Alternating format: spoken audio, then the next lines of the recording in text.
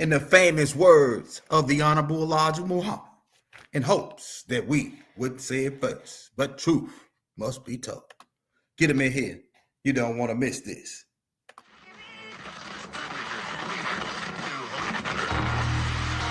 And the ancestors are looking out for us. God Hayes is exposing them, man. Okay, you see that chair right there? See how big it is? Yeah. Now look at the Pope chair under it. Scroll down, look at the Pope chair under it. Never have it been made so clear. Young TV.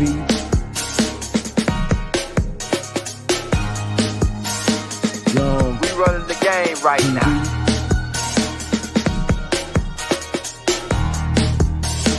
Young TV. Time to take over.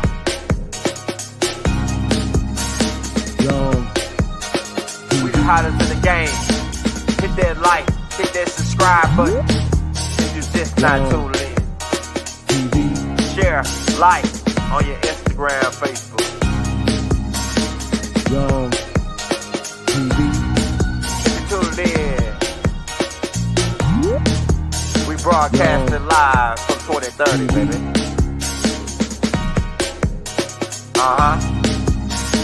Young TV.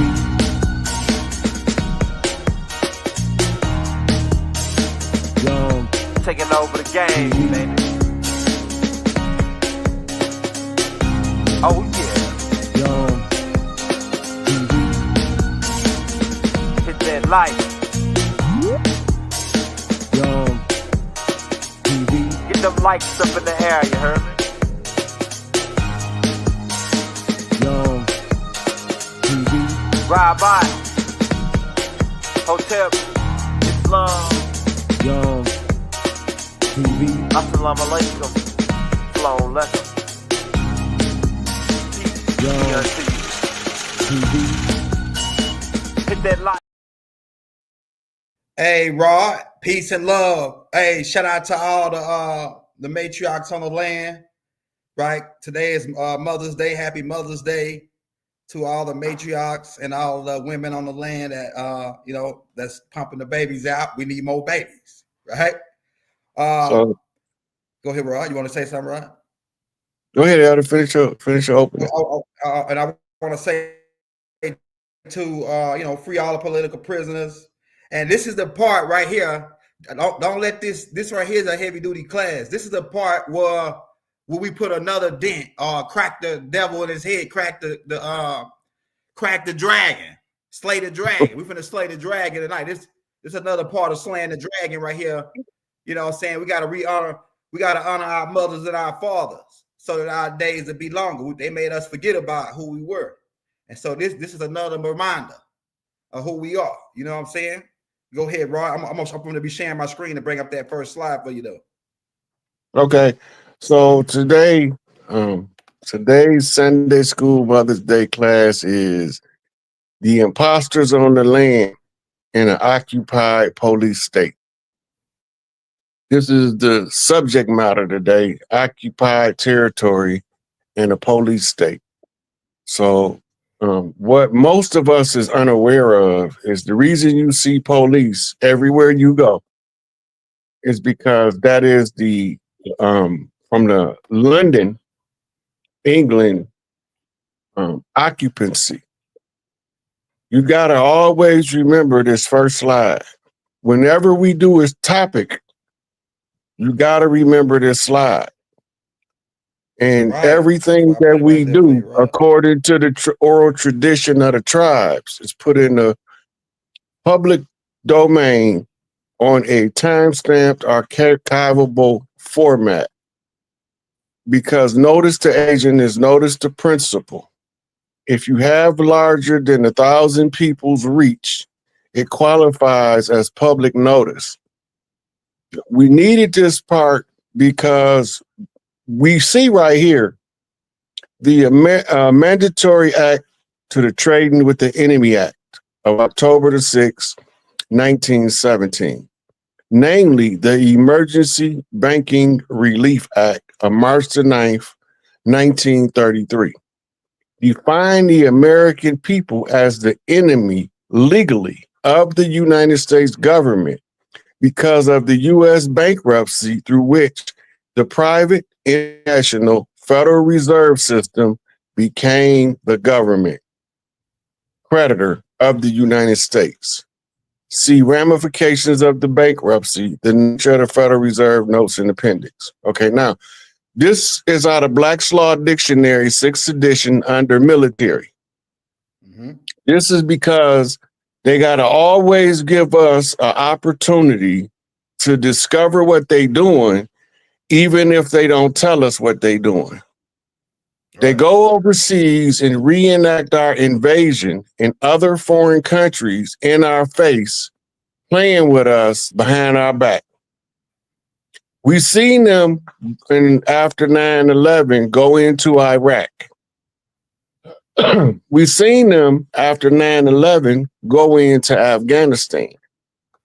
But we forgot about the fact that in 91, they had already went into Iraq with bombs, right? We forgot that under the Clinton administration, Operation Desert Fox, they went back into Iraq.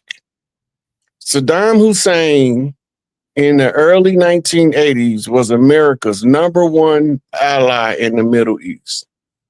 So if that's how they treat their allies, how will they treat the enemy legally of the United States? Us, the tribes, the ones that have been here since here was made, right? So when you look up the word police, this is who owns the trademark to the word. So everywhere you see police, this brotherhood, the Fraternal Order of Police, is the one that has to be paid to use the name police in America. The Fraternal Order of Police is the National Board of Trustees, has the sole right to authorize, control, license, and restrict the use of the name, insignia, emblem, and trademark. State and subordinate lodges affiliated with the FOP can use the name and related marks to signify their affiliation, but permission for commercial uses or uses that compete with the Great Lodge may be withheld according to the Fraternal Order of the Police. Wow. Right now, for those of us that don't know what this is, Fraternal Order of the Police is, this is the Masonic Lodge of police officers. This is the equivalent of being a Scottish Rite, York Rite Freemason, right?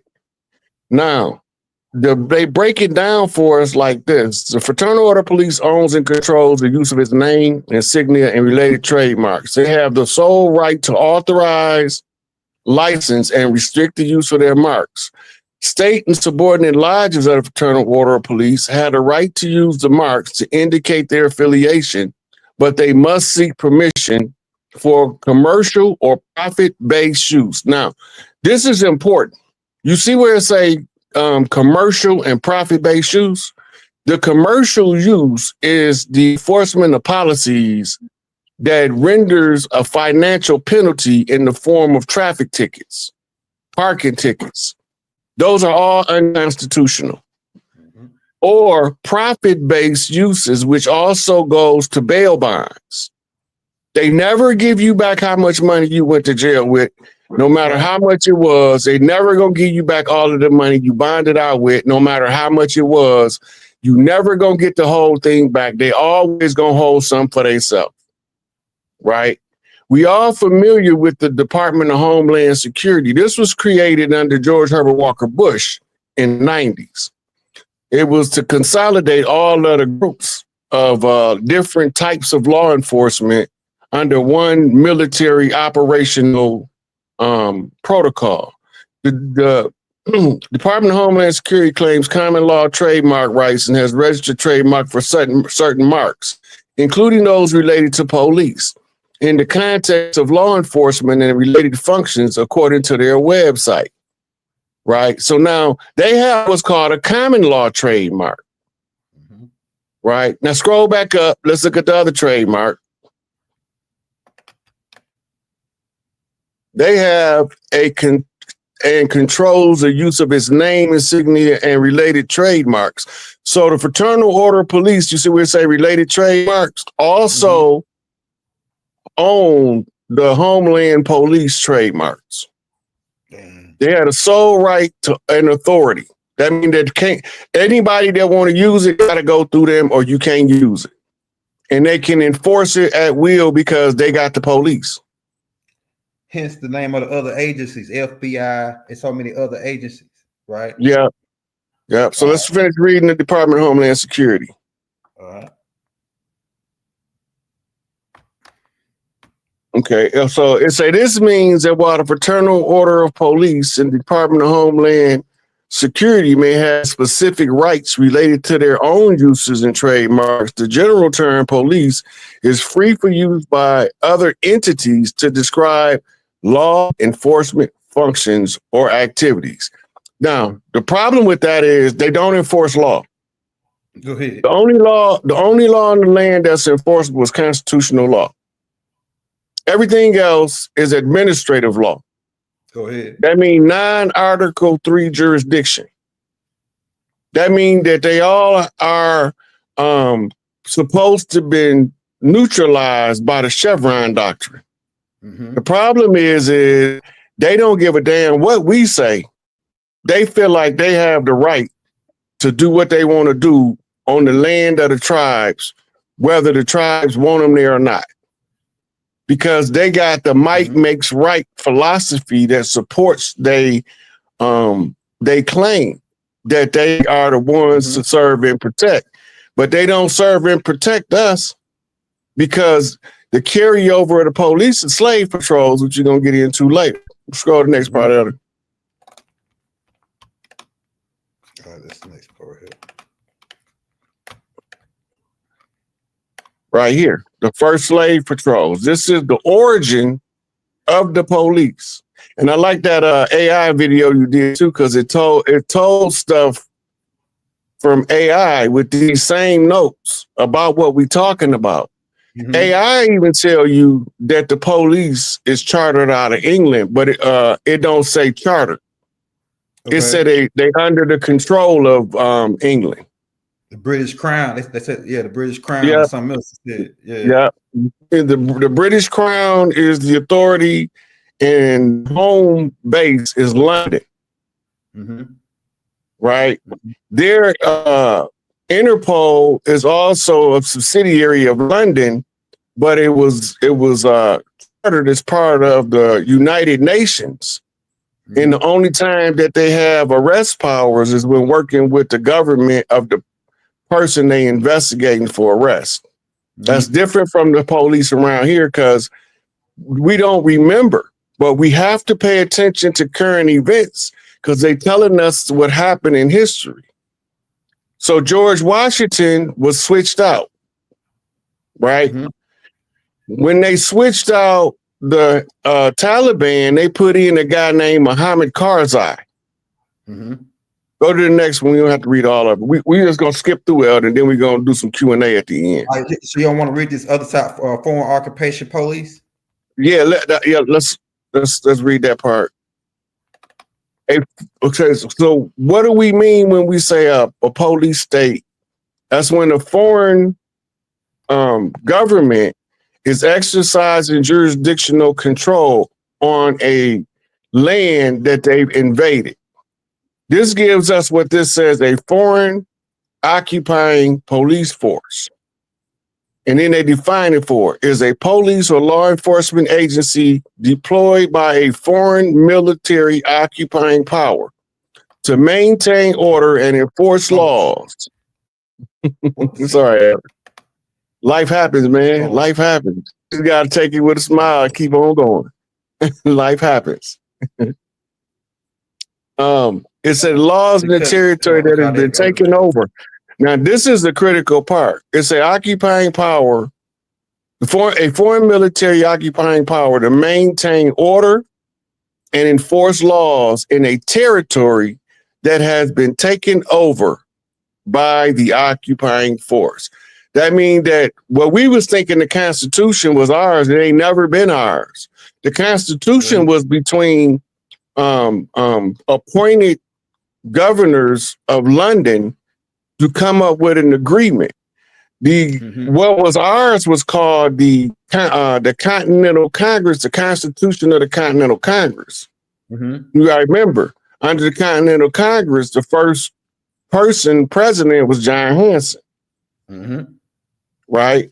And then we got two pictures. We got a pale-faced John Hanson, and then we got a brother. Right? So they kept switching out leadership to confuse the children of history in the future by the dumb stuff they was doing in that era. So George Washington, in effect, was not the first president, but he was the first president sitting in the occupancy of the Americas by order of France.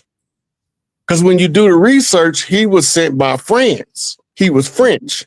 But the real George Washington was from Barbados. Let that sink in. Yeah, go ahead. So when you talk about the police force, American occupancy has developed the tools and the research around the world by using other military means to determine how to patrol the land. Right here, say the American system of policing was heavily influenced by the English model. That's because that's where it came from. With many U.S. cities establishing their own police departments in the 19th century. Now, that's the 1800s. What was we doing in 1491 for law enforcement? What was we doing? We had no prisons. We didn't know what a prisoner was because we didn't have none. Right? So where was they at? Okay, so we didn't need police because we didn't have crime. Okay, so this brings us to why do we have crime if we didn't have it before 1492? Miseducation of the children. The biggest portion of criminal behavior is derived from the suffering and the struggle to escape poverty. We didn't have poverty before 1492 in the Americas. And anybody that want to call me a lie can read Columbus's note in his journal. We gave freely because we had plenty. But poverty creates a scarcity mindset. You go into survival mode. Right. When you're in survival mode, this is how you generate criminal behavior. Because we know we can go out in the woods with a stick and come back with food for the family. Because we know how to get it from the dirt. It's just that they took us out of the country and stuck us in the concrete jungle called the city. Right? So here you got me, King Kong, swinging off the lampposts, bounding on the concrete, trying to wake everybody up. Sick ape at the Northgate. You better tell them, Elder, we ain't never late. We right on time with the rain. We knocked better bump straight. You did? So when we understand that we in a police state, right, it changes our perception of the operations of government to tell us what's really taking place on the land. They brought divide and conquer over here because the side effect of people hating each other is people abusing each other, which creates what? Crime. Think about it. The side effect of divide and conquer, which is making people hate each other for idiosyncrasies and differences, has a side effect of making those people act upon the hate that creates some stuff called crime. Remember, when they was first brought over here, the only crime was leaving the plantation. The problem is we didn't know that the plantation was the family farm. Right? And that the family farm, Big Mama married some old dusty Negro pen. He poisoned her off, and then he brought his pale face managers in to pretend to be massa in them. This the real hatred of the house nigga, not because the book Uncle Tom's Cabin, that wasn't no house nigga. That was a field nigga in the house. trying to figure out a strategy. The house nigga was the one that married Big Mama and took Mama name off the house so he could sell the land. Big Mama house turned into the big house. You always knew the Big Mama of the land because she always had what's called pylons or columns in the front of her house. Right? That's because her boys designed it that way so that when travelers come and they say, we're Big Mama house, you can't miss them big ass pillars in the front. Another common trait of Big Mama house was something called a wraparound picket porch. The same philosophy of the picket fence, but it wasn't around the yard, it was around the porch. That's to keep toddlers from crawling out there into the farm with the big kids and with the animals. They can crawl around on the sun porch, right? So the ladies will watch over the babies through the picture glass window. They have us thinking glass is some new shit. We've been using glass, right? So they used to have the big windows in the front of the house to watch the babies from inside the house while they was playing on the porch, the wraparound porch, right? They got us confused about history. The plantation narrative is a false narrative, just like the we all came from Africa narrative is to disassociate us from the land, to make us believe we came from somewhere else so we won't stand up and say, I'm Mississippi clay dirt walking. I'm Louisiana clay dirt walking. Well, I'm Georgia clay dirt walking. Don't forget about me. I'm Tennessee Hill rocket dirt walking, right? So when we start identifying that where we from on the land from the historical record, they know who we are. They got us all numbered since they was able to corral us in from out in the woods. Or as they say as a hillbilly say, out in the holler. Come out in the holler, round us up, usher us all into the city. Remember Martin Luther King said they undergirded the European peasantry with mechanized farms? What did he mean? Where did the people go that was already on the land? Because people was all over this mother.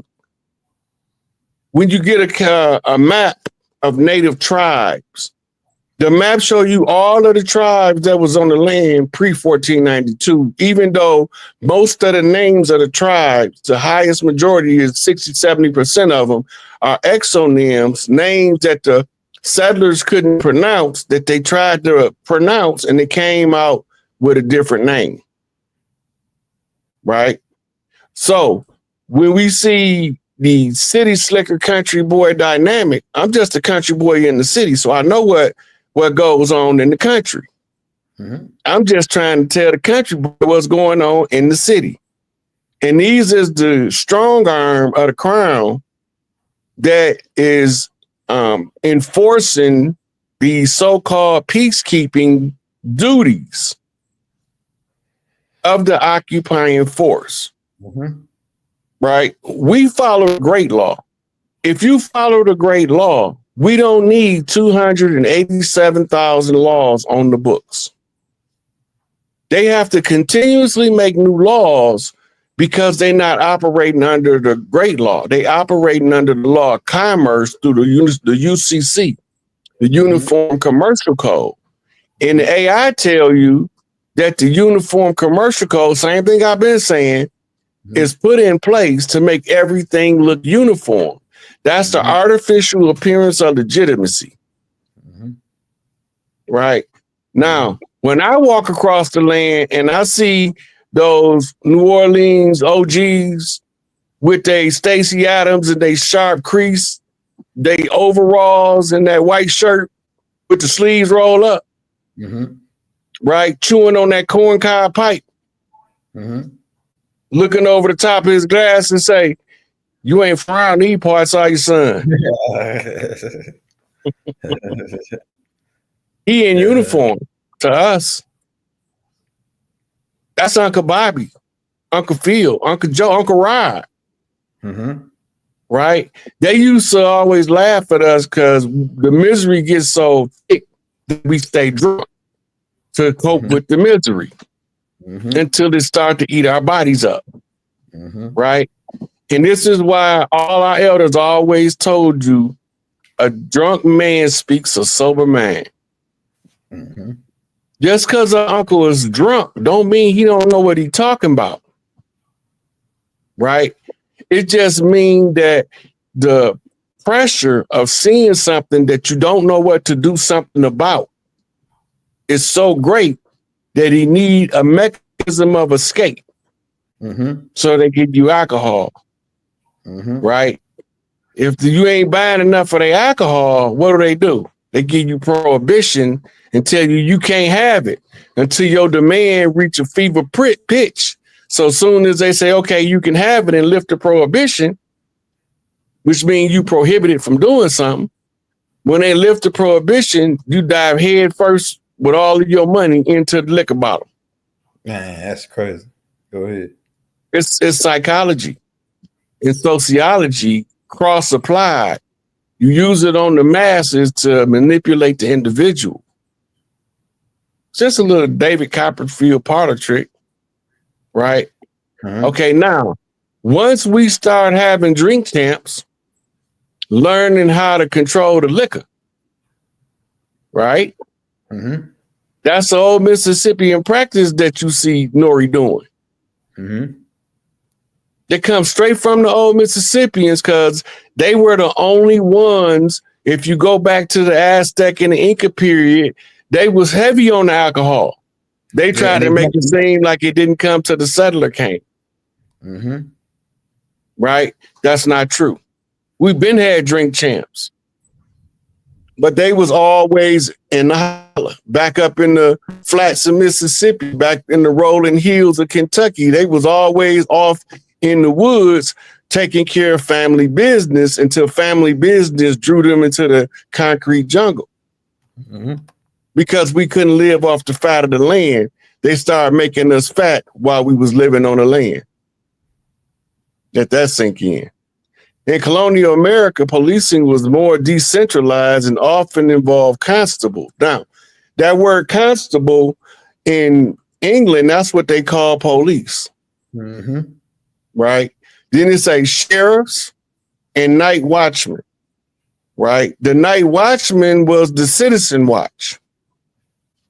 That means that was whatever tribes in that area had some guys they sleep, walk around at night through the towns and the villages, and somebody comes in straggling from somewhere else stranded, right? In case somebody was having a medical emergency. You know, we invented the ambulance. They try to act like that's part of their system. They got it from us. They got the fire department from us because they was burning down our buildings and we was figuring out ways to combat the flames. Right? Now, sheriffs, the thing about a sheriff is it's the only elected law official on the land. The sheriff is elected because he holds a prominent chief position. If the people don't want him there, he's not supposed to be there. So, and then he's following the constitutional order to have officials of government elected. That means the people got to pick the person, but if you're a police, you get appointments. The mayor can appoint you, the city council can appoint you. That's not constitutional. It might be in that state, but it doesn't override the U.S. Constitution. But they try to use an Article 10 supremacy clause to convince you that they can appoint police officers. You can't appoint police unless you're part of the occupying force. Go ahead. The only people that can appoint the police is the people who occupy in the land. So who hold the charter for your city? Who hold the charter? If you don't know who own the charter, they gonna tell you it's the people of the charter, city, township, county. No, those charters is held in the capital of the state. And they're not going to let you see them because the state charter is held in England. Go ahead. Right? So now they own all of the governing bodies. Where did they show us this? They showed us this with Dick Cheney, Halliburton in the development post-war of Iraq and Afghanistan. Mm-hmm. For the people that was paying attention back then, they gonna know exactly what I'm talking about. One of the first things they did when they went into Afghanistan and Iraq was build prisons. Mm-hmm. Right? Now, this is how they have to tell you. Let's look at the Newsweek thing first, Elder. Now, people be like, if we was in the police state, it'd be in the mainstream media. Newsweek is considered mainstream media. This whole article was in these receipts, but we ain't gonna go through it. Matter of fact, it was an article from a different one. I didn't put this article in there, but see if you can zoom in on they can look it up. Police State, American New Way of Life, People, Newsweek magazine, and you can read the article. But they telling you we in the police state without saying directly we in the police state. Mm-hmm. Right? If you look under the plus, right, it say the banning of email and cell phones. Police ain't got the right to ban emails and cell phones, so why would that be there? They letting you know that under martial law, emails and cell phones is considered as enemy communications and can be silenced by the occupying force. That's military protocol, has nothing to do with your law. Right? Look, 575 new laws you better obey. 575 new laws. What regular everyday person is going to know all 500? The police don't even know all the goddamn laws. Go ahead. This is why so many people trying to assert their sovereign right run into conflict with the police because most of the police do not know the law. Go ahead. Matter of fact, about 75% of them don't even know what's in the Constitution.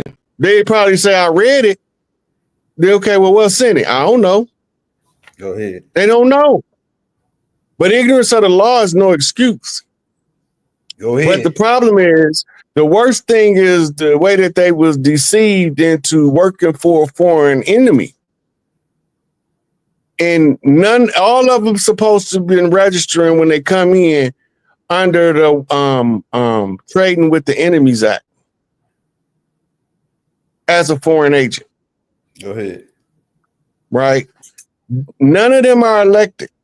Now, proper structure and proper protocol in a state based on who is elected. Mm-hmm.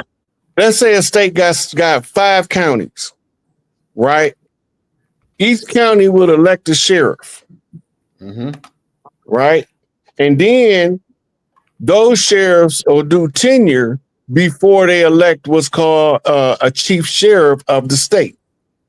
Mm-hmm. They've undermined the power of the sheriff department by installing police force. That's military.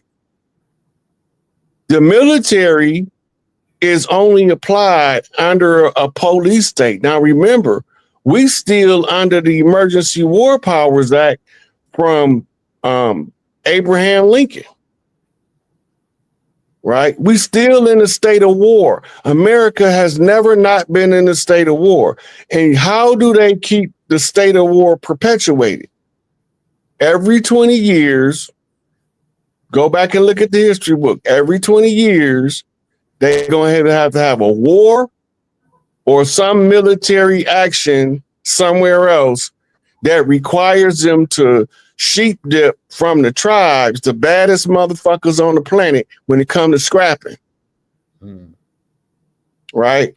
And they need us to pad their military because under the Roman law, because that's what they really operating under, any king under the jurisdiction of Rome when the emperor of Rome calls, in this case, it would be the Pope, because the emperor seat was fused with the high priest seat and he became known as the Pope. Right. Right. So this would be under the order of the Pope, that when the military need the fighting forces of your soldiers, you have to provide ample support for the emperor. All right. That's important because we never made an alliance with them, but they lure us in to the military with benefits. Mm-hmm. They lure us into the military of our sworn enemy. Now remember, we didn't declare war on them. That's why most of us don't know we at war. They declared war on us and tried to keep it a secret. Mm-hmm. But they wrote about it. Right? So when they declared war on us, we became the black pieces on the chessboard. You got to remember that. And that's why they call us black civilly mortis, because they, in order for them to enforce the admiralty jurisdiction, they had to say that we capsized. But we didn't land on Plymouth Rock. Ask Malcolm. Plymouth Rock landed on us. The good ship Plymouth is the Mayflower. What month is we in, Elder? We in May. And the Mayflower is the flower of the mother. Go ahead. Which is the rightful heir. But in Michigan, they just call cherries. So George Washington chopped down the cherry tree. Mythology. But it's laced with tribal code. The cherry tree bears the fruit of the future in the form of the seed. Go ahead. Right? So the original matriarch was undermined. That was the what they call trunk of the tree, which is the elephant trunk, which was her ability to call us by ringing the Liberty Bell. Mm-hmm. So they cracked it on purpose and put a screw in it and said, y'all fucked. We just screwed you out of your liberties. And you don't even know it, because the sacerdotal seat of the tribes of the land was Philadelphia. But before that, it was New Orleans. Go there, crackheads, Rob. Right? The reason it was New Orleans is because all immigrants that wanted to settle was welcome to come as long as they came in through the Port of Nola. Because you have to go to the Big Easy to get trained on how to function with the tribes of the land. And the tribe that most meet your personality and characteristics and character traits is where Big Mama and them gonna send you. Go ahead. They not gonna send you somewhere where you're gonna be in a conflict. They want to send you with like-minded people that have similar ideologies and belief systems as you, so that y'all could get along. Mm-hmm. They didn't force people that didn't belong on somebody else's property. Because the local Big Mama can say, oh, no, I don't want them motherfuckers here. And guess what? They got to find another tribe that's suitable for their character and their personality type and their belief system. This was the law of the land. This ain't got nothing to do with a constitutional mandated occupying law. All they laws is commercial. That means they are a financial enterprise used to extract wealth from the people of the land. Mm-hmm. Right? This is an article from The Guardian. This is the article. We're not going to read the whole article, but we're going to read the headline. If y'all want to read this stuff, I already posted it on my Instagram and Facebook and shared it already. So all these receipts that we not going on, they all posted because they're in the public domain. And notice the agent is notice the principal. So right here, the question that was asked to the newspaper was if American police act like occupying armies, and then they study their tactics. Excuse me. Good, go ahead. Hey, y'all hit that like, hit that subscribe button right now, y'all. If you're in the channel, man, if you're new to the channel, you know what I'm saying? We cracking heads and twisted caps. We cutting the way we slicing the dragon throat. he's bleeding profusely at this point. Okay, now on the cover it say the founders of modern policing quelled foreign uprisings. Notice that it say foreign uprisings. We might want to go through here because there's a couple. Wait a minute, it's a couple things I want to look at. Let's finish reading that part first. Demilitarizing police will be harder. There you go. Taking away their tanks, right? Be harder than taking away their tanks. So what they saying is that the police as a military would be harder to remove as a military functioning organization. It would be harder than taking their tanks away from them, right? Now, there's a couple things we gonna scroll through kind of quick.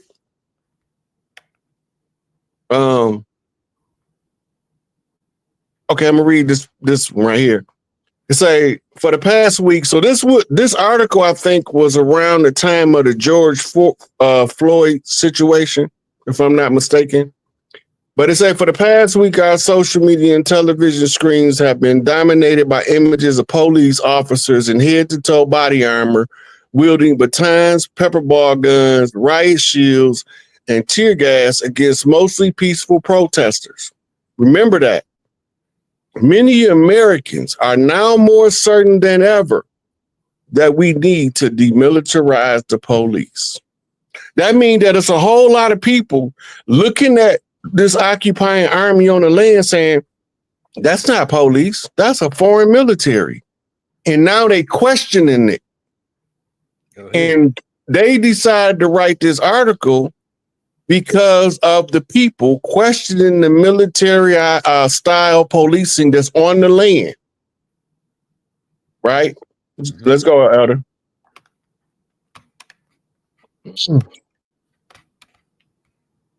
In fact, we've gotten slightly closer. The aggressive response, and in many cases, over response of American law enforcement agencies has invigorated a bipartisan push in Congress to ban transfer of military materials to the police. Yet the 20th century history of U.S. policing shows that truly demilitarizing the police will be more difficult than simply removing the body armor. Our law enforcement agencies learn many and of the most routine aspects of contemporary policing from U.S. Imperial excursions abroad for the purposes of stamping out rebellion. Stop. If they was a foreign force and they was tasked with stamping out a rebellion, we would have some kind of documentation to prove this. Do you know what them documents would be called, Elder? Nah, off the top of my head. One of them will be called the COINTELPRO mission statement. Okay, all right. The second one would be called Readiness Exercise 1984. But they specifically point us out in those documents as the target to stamp out rebellion, because they don't want us to be, we not Martin Luther King. I don't know what they thinking now, because we the wrong generation to sick dogs on, and we out there in numbers like that. These youngsters is not buying it. And you don't got enough police. It's more of us than it is of you. Right? A wise cop right now will go to the sheriff and say, look, I want to quit the police force, but I want to be deputized to be a deputy if you want to stay in law enforcement. Because once this notice goes out, notice to agent, notice to principal, they all liable. Because according to the way that the law is interpreted, it's saying because it was in the public domain, notice to agent being notice to principal, all principal and agents should be equally notified upon the public notice. So we putting them on notice now. So look what it say. Created in the 1990s, the so-called 1033 program allows police departments to obtain surplus materials from the vast stocks of the world's largest military. Not all of the material is what most would consider war-fighting hardware. Some of the inventory consists of exercise gear and even musical instruments. but the renewed clamor to demilitarize the police is usually directed at the helmets and body armor, rifles, armored vehicles that have been on abundant display since Minneapolis police killed George Floyd last week.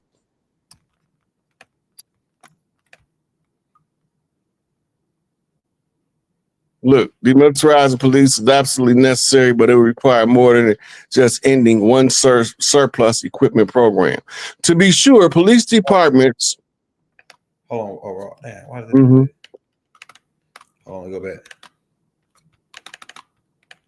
All right, here we go. To be sure, police departments are more heavily armed than ever, in part because post 9/11 fears of terrorism. First one want freedom, then they all want freedom. Tell them, Gil. But the transfer of military surplus gear long predates the war on terror. It results from both demand on the part of police and oversupply in the military, particularly as wars wind down. Remember I was telling you why we were seeing all that UN stuff? Because America was the ones who owned it. Same thing. Yeah. Now, all they got to do now is paint them and put Chicago PD on them, LAPD on them, and then they just pass it out to the police stations. They already did. Yeah. Where do you think they were taking them? Yeah. They wasn't taking them to the UN. They were taking them from the UN. Surplus. Right. Let's go to the next one. Right.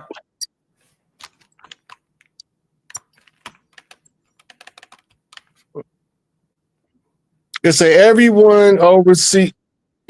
overseas war has reshaped policing in the United States. Remember I told you they go overseas and then they do experiments because our laws don't apply overseas. Mm-hmm. So they try to find out how far they could bend the law before they kill a nigga by using it in what's called a war zone. Mm-hmm. But they still got Geneva Convention protocols they're supposed to follow, but America the only country that can select not to follow the Geneva Convention rules of war. Mm-hmm. Right?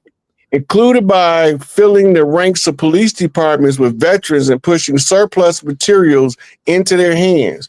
But many campaigns abroad have also entailed policing civilian populations, with U.S. experts advising other governments while also learning lessons to repatriate in the process, right? So now they not just taking soldiers from the military. You gotta remember, it came out a couple years back, almost 10 years ago, that police forces was hiring borderline sociopaths and serial killers to be police officers because they had less remorse than a regular person. Mm-hmm. And say when the U.S. started to occupy the Philippines at the end of the 19th century, its military forces were met by anti-colonial guerrilla campaign. Let that sink in. Anti-colonial guerrilla campaign. Anti-colonizers that a guerrilla army was trying to fend off. Wow. Right?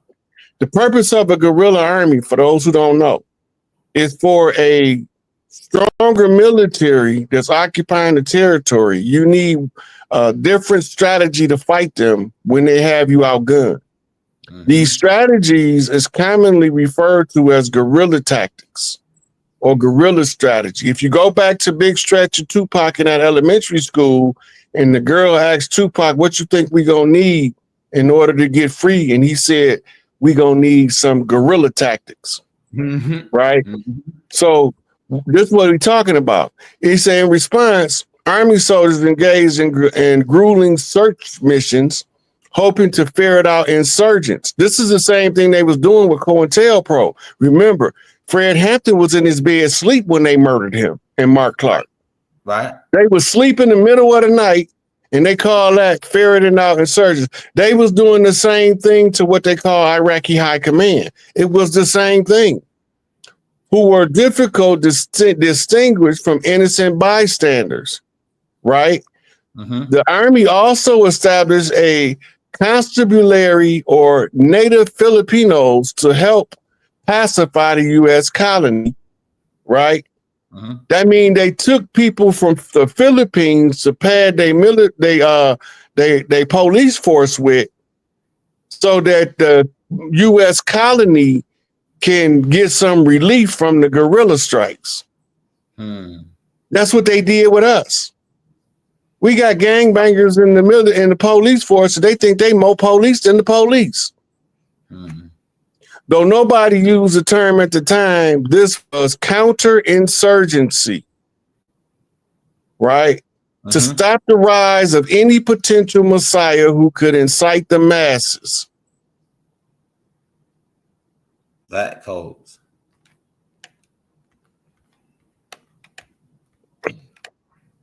Many of this campaign's veterans rose to prominence as police administrators in the U.S. in the early 20th century, as documented by sociologist Julian Go. Right, so apparently Julian Go have extensive writing on the police administrators that came from the Philippines to America. Now the question is what made her interested in writing about them son bitches? But anyway, these ex-soldiers applied the lessons of the Philippines search and destroy missions to the U.S. Wow. Mobile patrols, horses, bicycles, and motorized vehicles.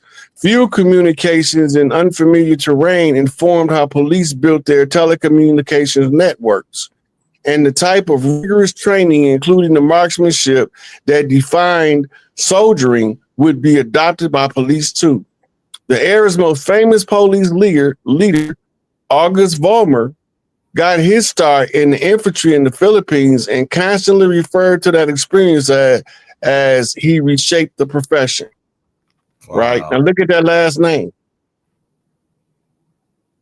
German.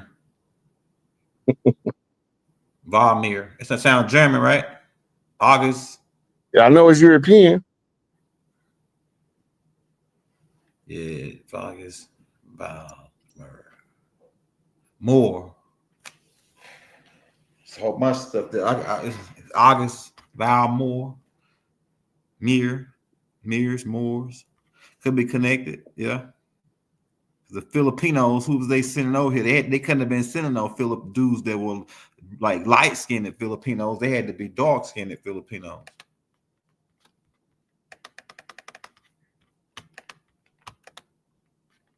You know what I'm saying? You know. Why wouldn't it be? They use niggas in the police force. That's what I'm saying. This one we just got done with, Elder. Oh yeah. Okay. This one right here. Let me go get it right there. Later, after the Second World War, the American forces occupied Germany and Japan for several years. And remember, they didn't stop occupying Germany because they patrolled the wall until 92. While regular police at home received notice from the FBI that they could now obtain surplus machine guns and leg irons from the War Assets Administration, U.S. police trendsetters like Vollmer, his protege Orlando W. Wilson, and future Los Angeles Police Chief William Parker were working to democratize the German police, while also making sure to keep tabs on communists. Now you see where they put democratize in quotes. That means that they ain't really doing that. That was that they were saying that, so they wouldn't be police, then they would be sheriffs. Yeah, it's like this, like this part, right? Yeah. So they're not really doing that, because if they did, they couldn't call them police. They had to call them sheriff or sharif. Yeah. Which is Arabic, wasn't what we called them, but that was the name that the position was given by the settlers. Okay. That spoke Arabic and Spanish and Latin and Greek and English, right? And they used that to create legalese in the term of democrat or democracy, which is actually a demon government, but that's a whole nother story. We don't get it too far into that. Right. So it's a go on to say while also making sure to keep tabs on communists. Similarly, in Japan, a young policeman from Kansas City named Byron Engel, remember Engels and the communist writers, Marx and Engels. Okay. Engel helped to reorganize the police there, introducing U.S.-style uniforms, handcuffs, and tear gas. Now, you notice it say U.S.-style uniforms. Go ahead. But they don't come from the U.S. The style of uniform that we use come from England. Yeah. The only thing come from U.S. is the sidearm belts. They came from the cowboys and them niggas in the South. Go ahead. We wore our guns on our hip. But we didn't have to use them against each other too often, because normally we was carrying firearm on our hip, and we had a shotgun too. Right? That's because we used to encounter animals that we needed to take care of because they became hostile to the people, especially when the settlers came. Yeah. We used to be able to talk to the animals. Now the animals don't want to hear shit we got to say. Yeah. They start killing. I know because they told me. Right. So let's go to the next page. All right.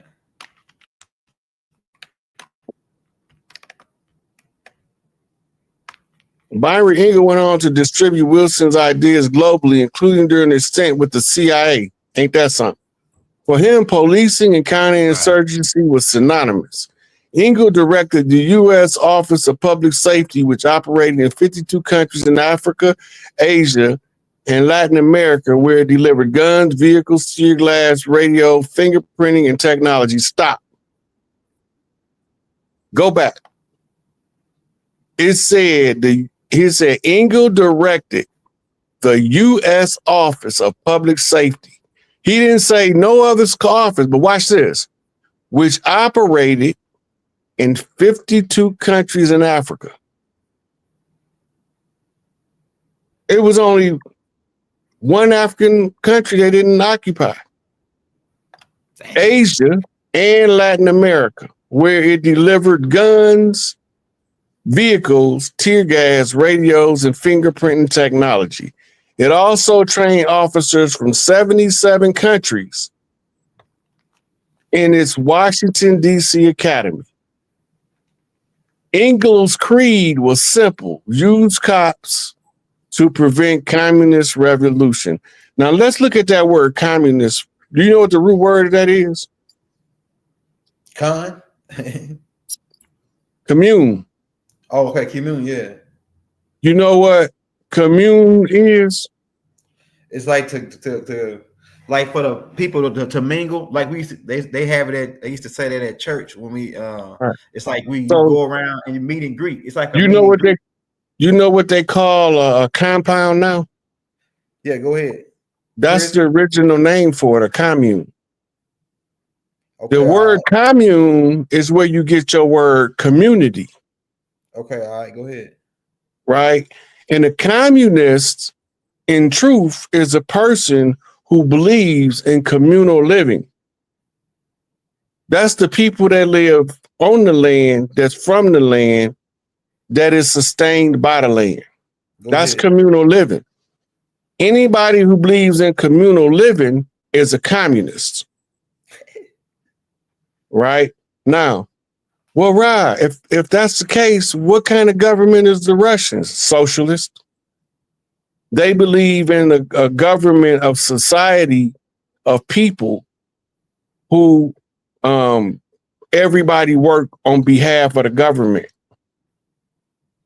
Right? The government is bigger than the people in the socialist construct. In the communist construct or the commune or the community, ain't no big I's and no little U's. That little baby question got the same right to be asked in Big Mama house as that old lady question or that old man question. Everybody questions are valid because we believe only by asking questions will you find the answer. They told us to stop asking so many damn questions and shut your ass up and listen. Right? Where did that come from? It came from people talking over our heads. And we were so busy because we used to multitask conversation. While I'm talking to Elder about police, I also talked to Sister Sarah about what the baby need. And they said that we wasn't focused enough to see or hear what the enemy was telling us. When we didn't hear it, they was lying. So we had to pay extra close attention because they was lying. Now watch this. In some cases, the police would commit torture. Let that one sink in for a minute. You know how many people that I've been locked up with that told me the police beat a confession out of them, and they brought it up in court, and you say even though they beat it out of there, you were still a confession? Dang. Right? Look at this. Forced disappearances. Whatever happened to him? I don't know, man. One day that nigga just dipped. We ain't never heard from him again. And don't forget massacres like Rosewood, like Black Wall Street in Oklahoma, like the Chicago fire, right? The largest U.S. police assistance mission coincided with the war in Vietnam, which was also the dismantling or the attempted dismantling of the Black Panther Party for self-defense. Because at the same time the Black Panthers was protesting, you got to remember, all of the middle class and upper class college students was protesting the war because they knew that the war was founded up on a $1 bet. And that's made fun of in the first Trading Places with Eddie Murphy. Right. Right. Now, when Ingalls' operation closed down, many of his subordinates came home to become police chiefs, prison wardens, Washington law enforcement bureaucrats, private security contractors, or criminal professors. One later remarked that his experience in Vietnam remained front and center in his mind while a chief because it was far more fascinating than any work of fiction.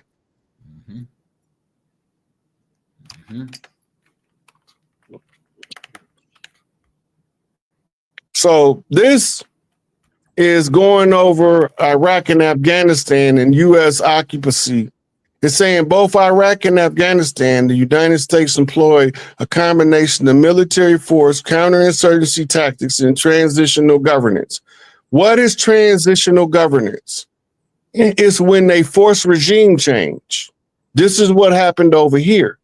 They usurped the Iroquois Confederate Constitution. They usurped the Articles of Confederation. They usurped the Cherokee Constitution and all of the tribal agreements that the local tribes had amongst themselves ever since they've been here. They was all overturned by your constitutional government of a foreign agency masquerading as our government, right? And they said they did this to police the occupied territories. Whoa, they telling you exactly what they did to us. However, the specific approaches and challenges vary significantly in each country. Wow. Let's see how they handled each country. Initial military operations in Afghanistan, the U.S. military with British support, and remember, DC was owned by the Crown of England, launched Operation Enduring Freedom to target Al-Qaeda and Taliban forces. The Operation Enduring Freedom is the same as COINTELPRO applied to to Afghanistan.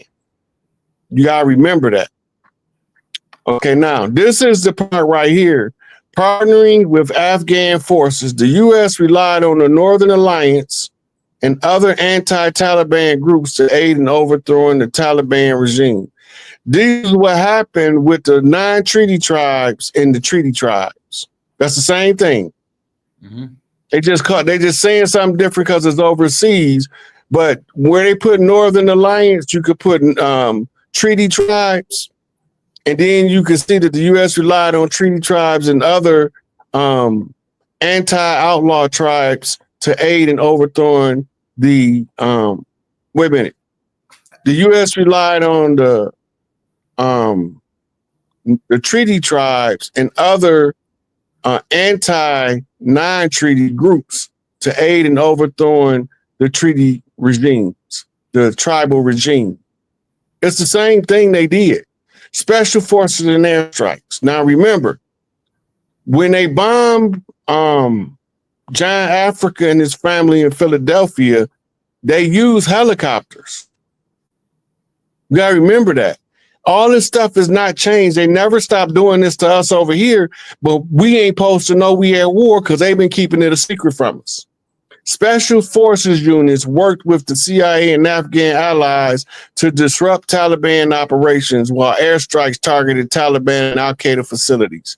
It's the same thing they did to that man's family. It's the same thing they did in Rosewood. It's the same thing with Mississippi burning. All of it is the same thing. It's the same thing. It's just under a different era with a different set of technology being used. Hey, Go to the next. The same thing happened in Oklahoma, Tulsa. Hey, let me I say something right here, Rod, because I got a question. Okay, so the Taliban regime say so they took they used the media to make them look like they were terrorists, but they really are gangbangers or criminals, just like they did the Peace Stones, the Black Panthers, all the black organizations. It's the same smear campaign. Smear campaign, Elder. You absolutely on point. Right. And so the anti-Taliban would be those who join on with the colonizers. Hey, I'll say one more thing, then I'll let you get it back. So I was watching this movie today called The Tears of the Sun. It's like a Navy SEAL movie, right? And I watched that movie 100 times, but not to the day did I come to the realization that them Africans that were chopping them dudes' head off, that they really was the rightful people, right? Because I used to think that's bad how they chopping them French colonizers' head, but I didn't think they were colonizers at first. I just thought they were some good Christians coming over there to help Africans in distress, right? But they really were colonizers. They really were colonizers, and them Africans that was after them U.S. soldiers, they really was the real people fighting for their land back. But but if you watch the movie, they painted as if them guys were bad guys, and the Navy SEALs and all them were good guys. You know what I'm saying? It's like that type of thing. The colonizers always paint themselves like you said on that last tape. The victor always write the history or write the perspective. You know what I'm saying? They give you the narrative that they want you to follow, and when you do what we doing, we breaking their narrative, and this is the most obscene things in their mind that we could be doing is telling the people exactly what they doing openly and freely. We not charging nobody for nothing. We ain't trying to form no cults, none of that. We just talking on open air, put it in the public domain and letting the tribe members pick for themselves what's really going on the land and why have we been being treated like we've been being treated. We've been treated like we've been being treated because we've been at war. We have been in a perpetual state of war since the arrival of Columbus. Mm-hmm. All right, now watch this. Transition to Afghan government. Now remember, the Taliban was like the Democrats, and the Northern Alliance was like the Republicans, but the Democrats or the Taliban had control when America went in there. As the Taliban regime fell, the U.S. helped establish a transitional government and work towards elections. You see that? Mm-hmm. We didn't need no elections over here because everybody knew who the chiefs was, and anybody had problems, they send their chief to talk to your chief. Mm-hmm. And if we can't come up with an agreement, we're gonna have to run that fade. That's it. Ain't nothing to talk about. Right. Or we can sit down and roll and pull out the pipe now, the peace pipe. Yeah. Now remember, counterinsurgency tactics is COINTELPRO. Mm-hmm. So it say the U.S. implemented counterinsurgency tactics such as reinforcing local communities, being hiring snitches, and paying informants to counter the Taliban resurgence or re-emergence in some areas. So they didn't want their stronghold to be strong no more. So wherever they were strongest at, they paid people to rat them out. That's what they're talking about. Dang. The withdrawal right? The U.S. began withdrawing troops in 2011, eventually completing the withdrawal in 2021. That's when Joe Biden just said, okay, everybody leave, and they left billions of dollars in military equipment over there for the so-called enemy. In Iraq, they did a little different. This is what they did with the Continental Congress and the Congress. The U.S.-led coalition invaded Iraq in 2003 to remove Saddam Hussein and his Ba'ath Party, right? Coalition Provisional Authority was the interim government they installed. The CPA was established as a transitional government, but its management was criticized, contributing to the instability that followed. That means that the people didn't want them people over there in their business, and now they getting flack for it. Insurgency and civil war. The fall of Saddam Hussein created a power vacuum, leading to a sectarian civil war and a lengthy insurgency. Right? That means there was a whole lot of different groups of people, different tribes, because remember, they still practice tribalism over there or communalism. Right? So when they was having insurgencies, their chief was saying, fuck that, they not finna be comfortable over here. We gonna make them as uncomfortable as possible if they gonna be here. Right? Now, watch this, troop surge. The U.S. deployed additional troops in 2007. So now they've been over there 5 years in them people's house trying to tell them how to handle their affairs, which helped stabilize some parts of the country. How did they stabilize? They murdered people. They murdered leadership. The same thing they did to us, they murdered people. The U.S. began withdrawing troops in 2008, completed withdrawal in 2011. They still over there. They're telling us they've been withdrawn since 2011, but they still have operational military bases in both Afghanistan and in Iraq. Right? And then what does the other one say? Continuing violence. Even after the U.S. withdrawal, violence continued due to the ongoing insurgency. They don't want the foreigners colonizing their land. That's what that's about. Let's go to the next one. Okay, now, this is important to understand because this is the same way George Washington was seated as the president. The United States played a significant role in facilitating the political rise of Hamid Karzai. In the aftermath of the Taliban's overthrow in 2001, the U.S.-led forces and international community convened the Bonn Agreement, which established an interim Afghan government. Now, this same agreement for us is a secret agreement. It's one of the secret treaties. They got, I think, 71 secret treaties. And in one of them, it's the French, the English, the Portuguese, the Spanish, and I think the Italians was all making the agreement to change our government to a more friendly government that would work on behalf of the Crown of England. That's what happened. But they give us this glory story of American Revolution and the founding fathers and all that bullshit. That's not what happened. This agreement paved the way for Karzai to be appointed chairman of the governing committee, which is the president, and later interim president of the Afghan Transitional Administration. All presidents of the United States from George Washington until Barack Obama was a transitional administrator for a interim government. His leadership was further solidified by Loya Jirga, a traditional Afghan council, which then appointed him to the presidency.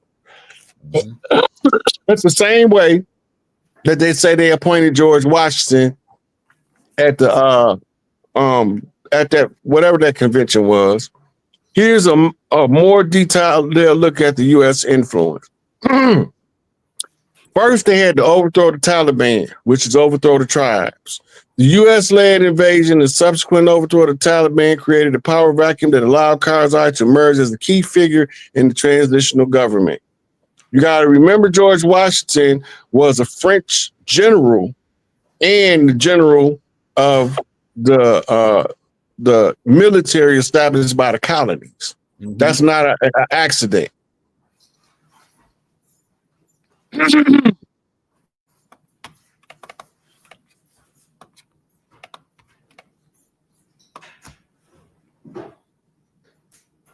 The bond agreement.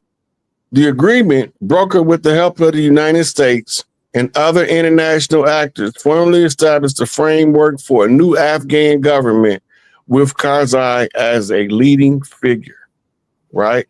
Now, we got international support. International support. The United States and other countries provided significant financial, political, and military support to Karzai's government, which further legitimized his leadership and helped him consolidate power. That's what the police do for for the president, for George Washington, help solidify the power to make them look legitimate. The lawyer Jirga, traditional gathering of Afghan leaders, played a crucial role in legitimizing Karzai's presidency, ensuring that he represented a broad coalition of Afghan political factions. Now, the reason why this is so important is because when you see them doing it somewhere else, you can see that it was done to us, right? So what is a police state? A police state is a type of government that exercises extreme control over civil society and individual liberties, often through the use of police and other security forces. It tells you right there. It's characterized, this is the nature of it. This is how you can recognize it, by a strong reliance on law enforcement, a blurring of the lines between the law and political power, and a suppression of dissent and freedom of expression. It's always a negotiation going on in DC about suspending your rights to free speech, suspending your right to be free from illegal search and seizure. They always negotiating your right to bear arms. Those are non-negotiable rights. Rights are not up for negotiation, only privileges. Y'all got to remember that. Key characteristics of the police state: high-level government control. High-level government control. The government exerts significant control over various aspects of life, including social, meaning that you got to be 21 to drink. Political, which means that you're either going to be Democrat or Republican, because if you're independent or if you're from one of those other political parties like the Black Panther Party for self-defense, you're the enemy, we fucking you up. And economic activities, economic hitmen, the Federal Reserve System, the artificial floating of currency, fiat, as if it's actual backed by a substance, right? Watch this. Repressive measures.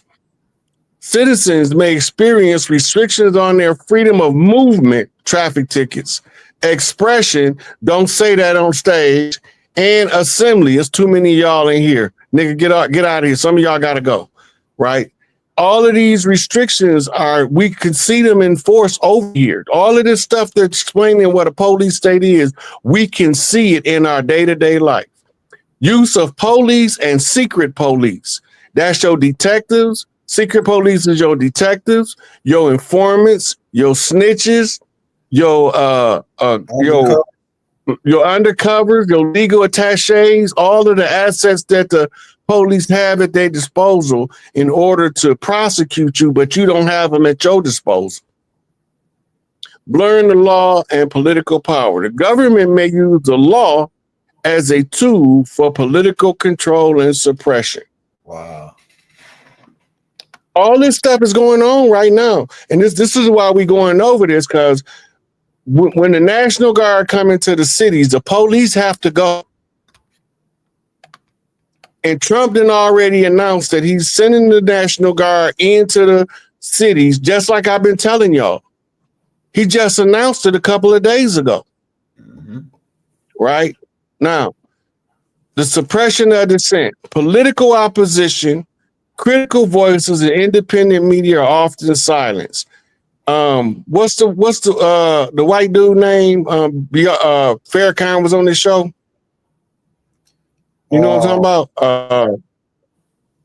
He had. I think I know. He's always talking like this. Oh man, I can't think of his name right now. Somebody gonna put it in the comments. Let me look in the comments. I can't think of who you're talking about. The one that got sued for saying that Sandy Hook was a false flag. Oh yeah. Is it Alex Jones? That's his name? No. Alex Jones. Look, Yeah. he is living proof of the part where it said, scroll up a little bit, Elder. Let me see the one before that. Okay.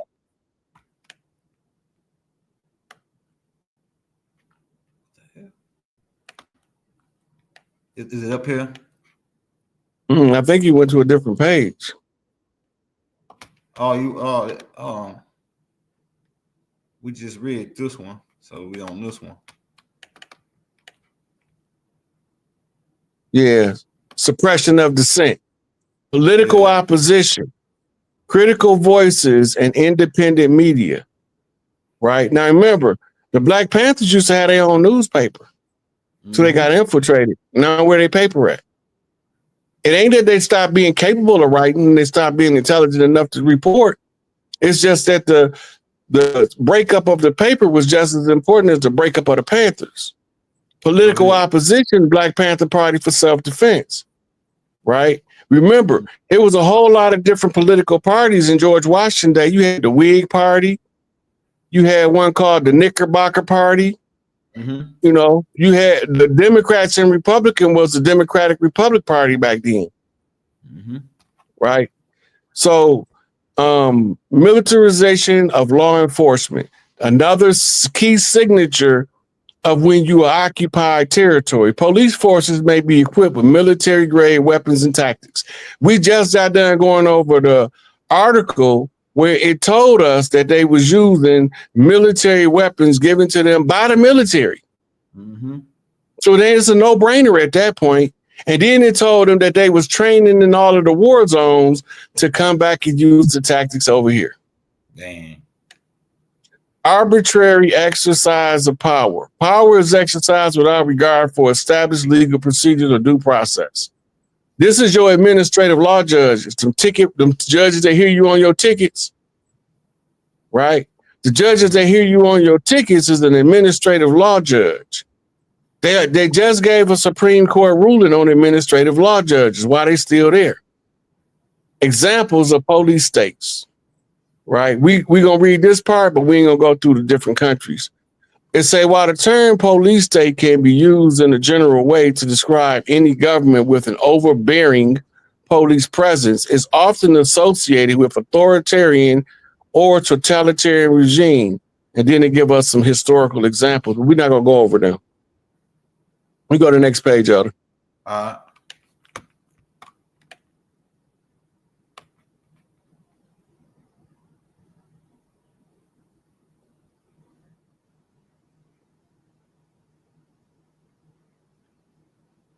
Says the Mussolini fascist regime also relied on a strong police force and secret police to suppress opposition and maintain order. Yeah, that's still going over the different countries that was under a police state. Right. This is important right here. You see this part right here with the flyer that you're looking at now? Maybe on hit the mother right. You see where it say, you are not the descendants of slaves. You are descendants of free people made into prisoners of war within our own homeland. Never accept your oppressors' marginalized narratives of you. They designed to seep into your subconscious. Dang. Let me see what this other one is. I blew it up real quick. That was President George Bush suspending the power of the great writ, the writ of habeas corpus that eventually got turned over by the Supreme Court. But a lot of people lost their chance to file a habeas corpus behind this. And they stuck in prison because the court's not, even though they overturned the suspension of the writ, because the ruling that was given on their case was during the suspension, they don't have to revisit the case unless they have what's called a compelling argument of new evidence. Yeah, but that's what that's about. The Military Commissions Act Right, because the great writ is part of getting out of jail when you're not in there on legitimate cause. And with the thing about the writ, if you are convicted in state court, when you file your federal writ of habeas corpus, it's a civil action. It's not criminal. That's how you know that the state courts are only administrative, and that the administrative law judges are non-Article 3 certified. Therefore, they're not obligated to support your constitution. They're obligated to support the integrity of the bar. Right. Because after a point, that's who's putting them up there, the bar associations. Go to the next page, Elder. I wonder if that's what happened to Doc when Doc tried to file this, get him shot down, the 2006 lick for the federal habeas corpus. Okay, now in the United States, the authority for establishing and regulating police forces primarily derived from the 10th Amendment to the Constitution. Remember, I told you they try to use this to argue for the police, but right. This is for sheriff. Your law official, just like the president is commander-in-chief of the armed forces, the highest ranked sheriff in the state is the commander-in-chief of the state sheriff's department. Mm-hmm. But they're not operating in a full jurisdictional capacity because they got state troopers that's acting on the behalf of the state sheriff.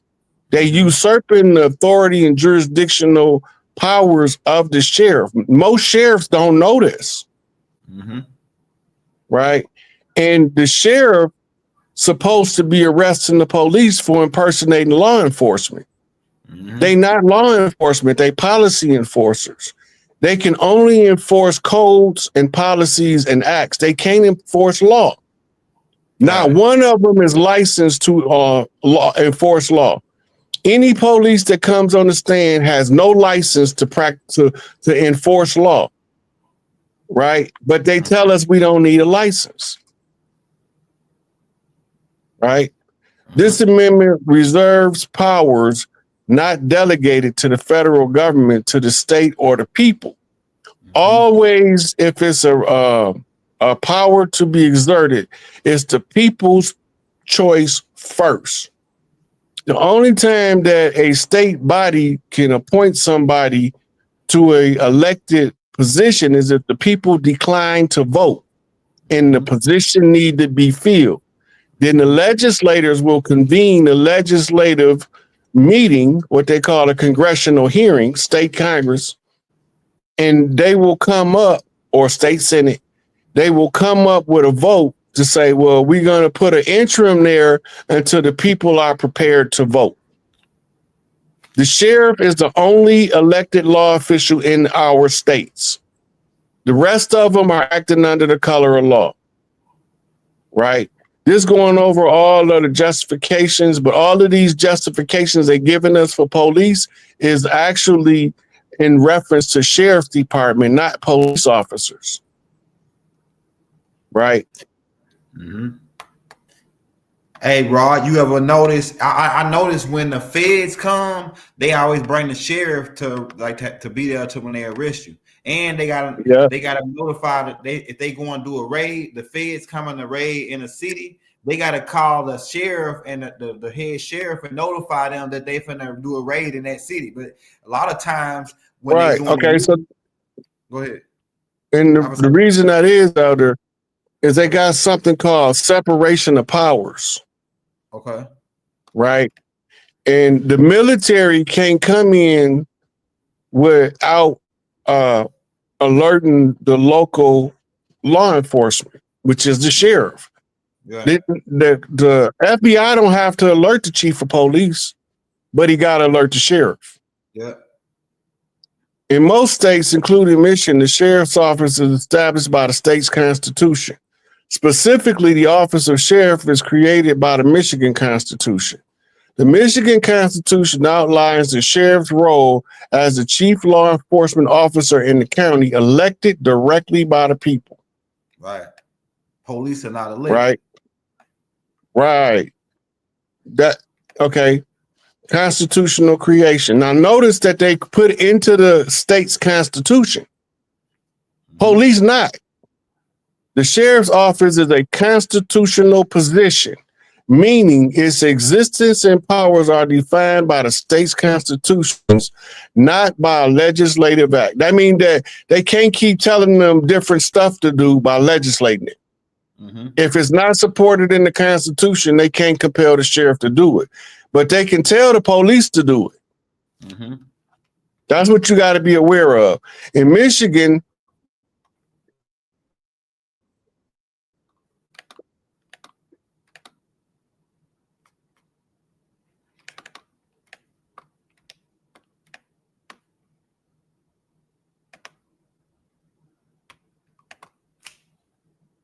I think it's the next page, Elder.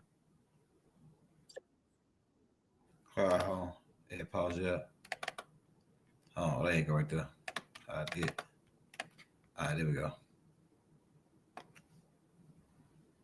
Okay, Chief Law Enforcement Officer, Sheriff's Primary Law Enforcement, Michigan Constitution. Okay, Law Enforcement Officer in the county with jurisdiction over the county's unincorporated areas and certain other areas depending on local ordinances.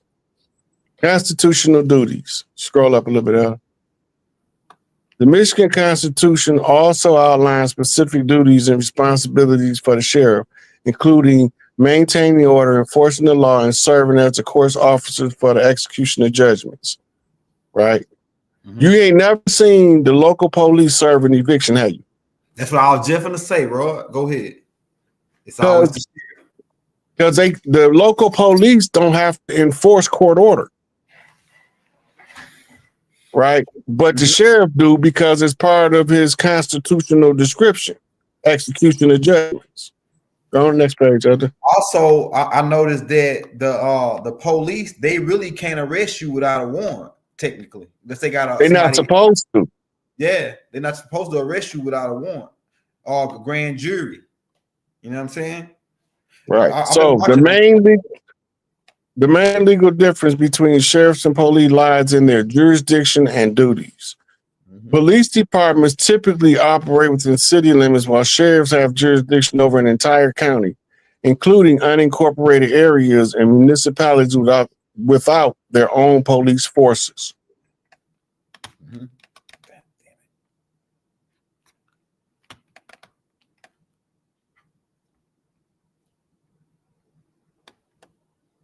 So the sheriff is over the county.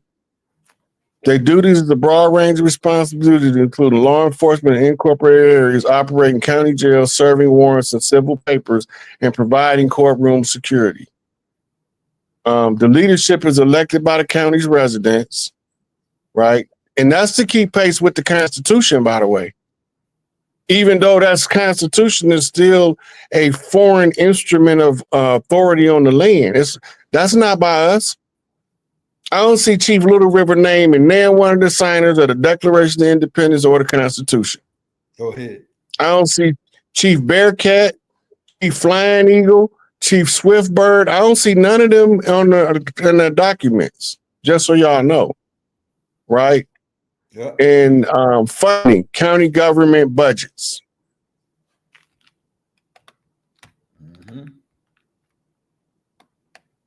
All right, now, police, jurisdiction, municipal boundaries, cities, towns, and villages. Duties primarily focus on city-level law enforcement, including responding to 911 calls, investigating crimes within their jurisdiction, and traffic control. Traffic is, that's retarded shit. Leadership. Chief of police appointed by the city mayor or city council. See that? How he's put in there by appointment. That means he's administrative. City of municipal budgets is where they get paid out of. Key distinctions. They make money off of tickets. Yep. Jurisdiction. The primary difference, sheriffs have a broader geographic authority within their county. Scope of duties. Sheriffs often handle jail operations and courtroom security, while police focus on street level law enforcement. That's the occupancy. Remember, they patrol the land looking for insurgencies. Right? Elected versus appointed. Sheriffs are elected while police chiefs are appointed. ahead. But they don't have no delegation of authority. All right, that's your last slide right there, bro. I think the rest of these slides are slides I just added on. Mm-hmm. Yeah, the So Sanctum. this Sanctum Papal Bull issued by Pope Boniface VIII in 1302 is important because it asserted the supremacy of the papal authority over all Christians, declaring that submission to the Roman pontiff is essential for salvation. This bold declaration, made during a conflict with the French King Philip IV, positioned the church as the ultimate spiritual and temporal, which means earthly, authority, influencing subsequent political and theological debates. Mm-hmm. Yeah, so here's why it's significant. Go ahead. Assertion of the papal supremacy. Unum Sanctum explicitly stated that every human creature must be subject to the Roman pontiff for salvation, solidifying the Pope's position as the supreme spiritual authority. And remember, the spiritual law is universal law, right? But they are governing us by admiralty, which is under contract law. Right. Let's let that sink in. But it's through these papal bulls. I didn't even intend to send you this one out. I didn't even know I sent it.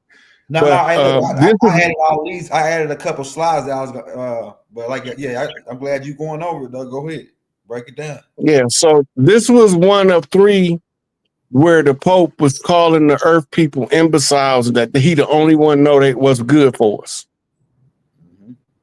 Right, that's just one of the Unum Sanctum from three. It was three different popes. I got them all wrote down in my notes somewhere. Chattel property refers to tangible, movable, personal property distinct from real estate, land, and buildings. Examples of chattel include vehicles, furniture, jewelry, and other personal belongings. In contrast, chattel real refers to interest in land, such as leases, which is considered personal property but relate to real estate. Yeah, see, like, so they labeled us as Christian property under the Black Christian codes and all that, and so that's why they got rules in that codes that say that the Nubians or us can't gather. That's why they always, when you see 3 or 4 of us gather, that's against Christian codes for 3-4 Nubians to be gathered, though, because they plotting something like they considered as insurgents, or they could be plotting war against us. So they attack us because they labeled us as Christian property. You know what I'm saying? That's what it is under the Pope, under the Unum Sanctum of Rome. Right? This right here might connect with what you was talking about too, though. Okay, yeah. Now, this is what the police is acting under the color of law. The term color of law refers to actions taken by government officials, especially law enforcement. Notice it say especially, while they are perceived to be exercising their official duties. It is a legal concept used to establish liability when officials abuse their power under the guise of state authority. The phrase is also used to describe a book by Richard Rothstein, The Color of Law, A Forgotten History of How Our Government Segregated America, which examines how government policies intentionally segregated communities. Remember, I said it was divide and conquer in order to create crime. The legal definition, the color of law, signifies when a government official's actions, even if not strictly within their lawful authority, are considered to be acts of the state. This means the state is liable for those actions. Example, okay, that's cut off. There you go. This right here. Examples. This can include actions like authorized searches, unauthorized searches when they search your car, excessive force when they bust you upside the head with your baton, put you in a chokehold, shoot you in the back, or other abuses of power by police officers or other government officials, right? The Civil Rights Act of 1871. Now look at when that was, 1871. We 100 and some years from that, 100 and almost 60 years from that. The concept of color of law originated in the Civil Rights Act of 1871 and has been used to address the abuse of power by state actors. The book Color of Law by Richard Rothstein details how federal housing policies in the 1940s and 50s were used to create and maintain segregation in the United States. The book argues that the government policies actively promoted segregation rather than simply tolerating. Wow. That's telling you who behind this divide and conquer racism dogma. Yeah. Right? So here's a more detailed breakdown. Excessive force. Using more force than necessary while making an arrest or while an individual is in custody. False arrest. Arresting someone without probable cause or a warrant. Fabrication of evidence. Creating false evidence to support a case or prosecution. Sexual assault. Committing sexual acts of harassment while in custody and while acting under the authority of a public official. All them traffickers, all them political traffickers of people, right? Deprivation of property. This is when they take your money and they tell you to get in your car and leave. That's what they're talking about. Seizing or destroying someone's property without legal justification, right? Then you got failure to protect. Failing to protect individuals from harm when they are in the custody of the government. They can't protect you in prison. Man. All they can do is react to you getting fucked up. They can't protect you. Damn. They can't even protect themselves in prison. If the inmates knew how to organize, right, and they was all standing out on the yard in formation, the police, the guards, the staff would shit themselves. Yeah. Because remember, it's called the Department of Corrections, right? And if the leadership among them allow them all to find ways to correct themselves, you don't need the department no more. Right. Anyway, discriminatory practice, denying. Oh shit.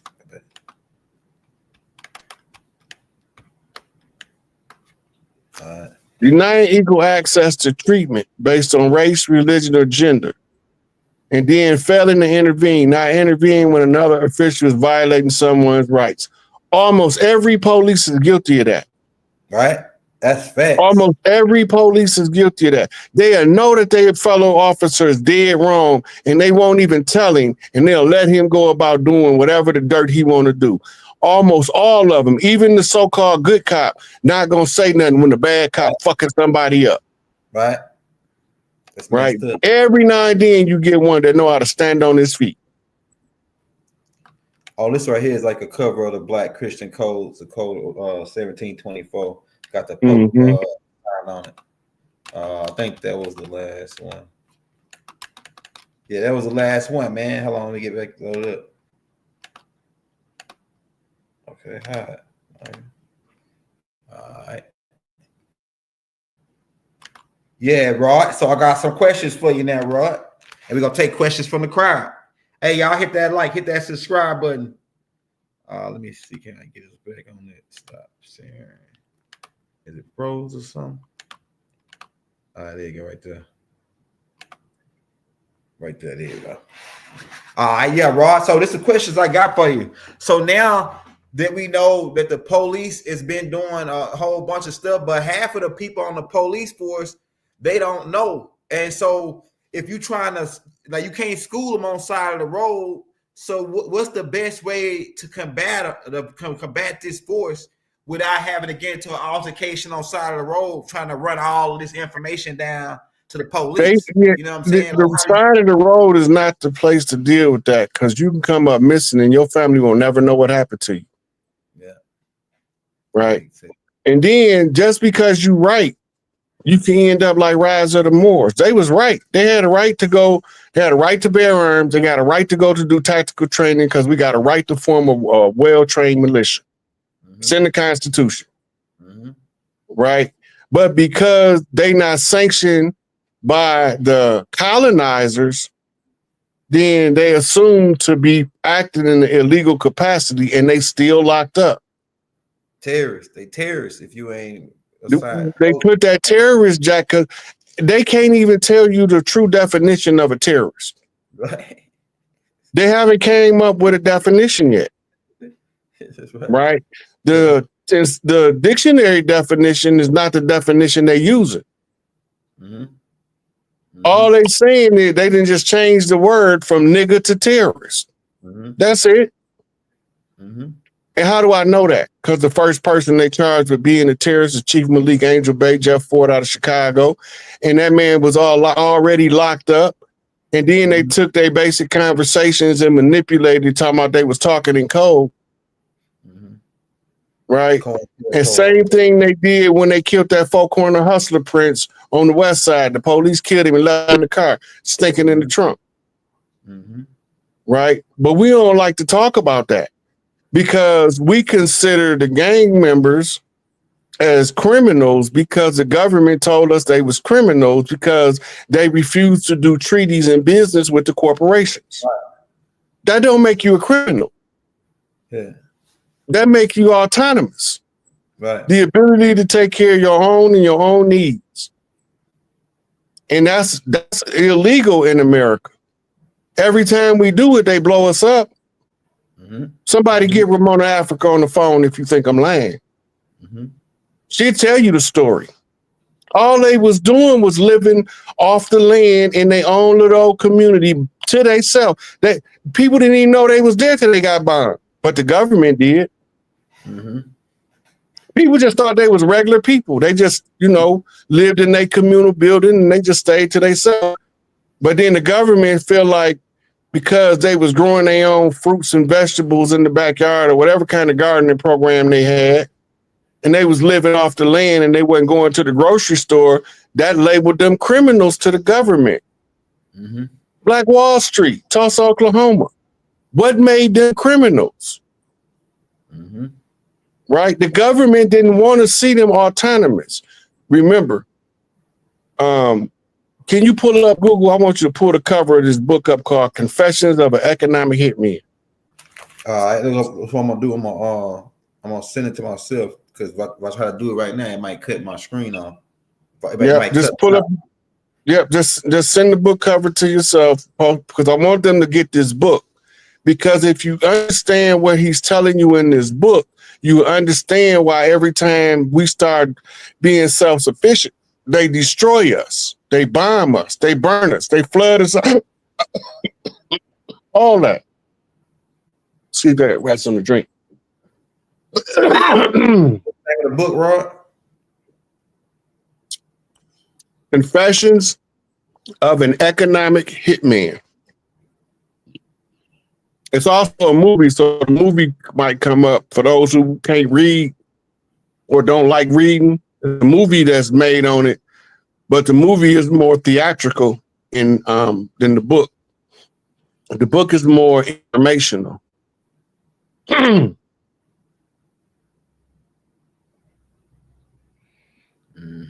got that. We're going to send it to put it on there. Yeah. So, Trump finally cut ties with Israel. Right? Remember I told you they were saving Israel for last. Dragon whips his tail. Man, look, I thought they weren't going to cut them off from that 300 billion because Israel said they're going to threaten to tell us who we are if they don't pay that ransom. If U.S. don't keep paying that ransom, they're going to tell us, they're going to go ahead and tell us who we are. Yeah, if Trump cut him off, he want him to tell us. He dare him to tell us. They're going to come clean. I don't know if they ever going to come. They still probably ain't gonna come clean, even if they don't get their money. They ransom money. I'm sending it to them. The prosecutor released the Diddy list, but they still ain't released the Epstein list. Let that sink in. They released the Diddy list. They still haven't released the Hillary Clinton emails or the John Podesta emails. Right, we got Hunter Biden laptop information, but that ain't the shit we want. We don't care about no crackhead son of a powerful cracker. We don't care about what Hunter Biden was doing. We want to know who these dirty players is y'all covering for that was going to Epstein Island and violating them babies. That's what we want. But we got to always remember. Everybody that's on the list is not dirty, but everybody on the list that's dirty is on video. Y'all got to remember that part. Everybody on the list not dirty, but everybody that's dirty that's on the list is on video. Y'all gotta remember that, because they're gonna be trying to run all of these razzle dazzle plays on you and confuse you about who the real dirty players is. They got them on video. All of the dirty players is on video. Let's try to see what the fuck I'm gonna do. That cut me off.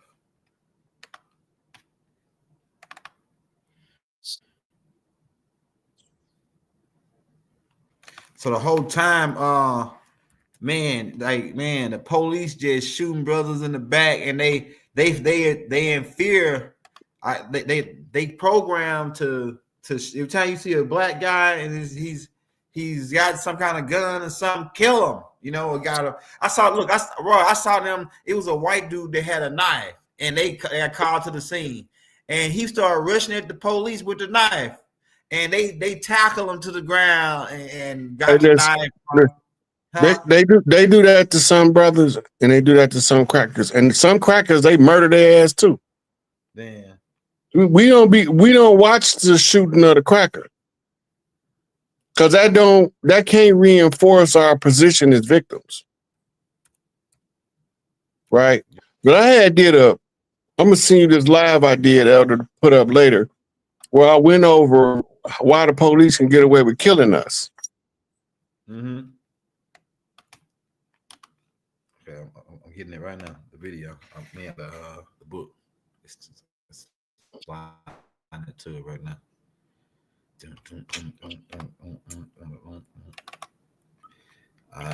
So it's like two different ones, but I'm gonna get that one. Okay, right now I'm sending you the link to the video.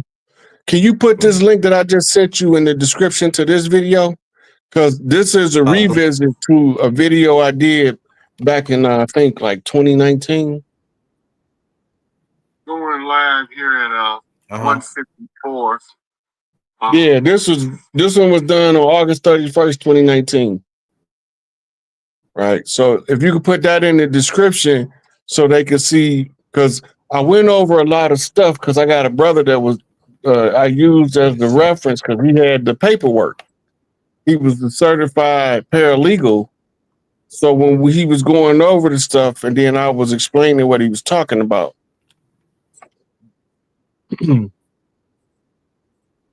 This is the book that tells you the strategy for destabilizing the government in order for you to install your central banking system in order to force people to do business on your terms, right?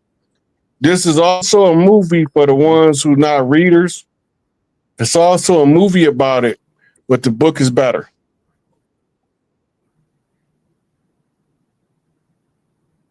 When I tell y'all all of those outlaws that they made famous for bank robbing was economic hitmen.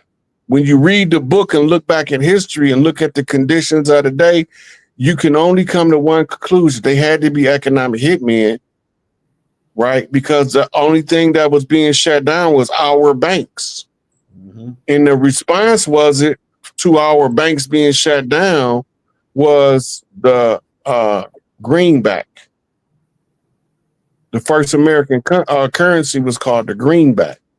Mm-hmm. Did I send you the picture of the greenback, Elder? Nah, you ain't sending me the picture of the greenback. I'm about to send it to you. The greenback was the first instrument of exchange, and it was issued out of at the time of war. Mm-hmm. Mm-hmm.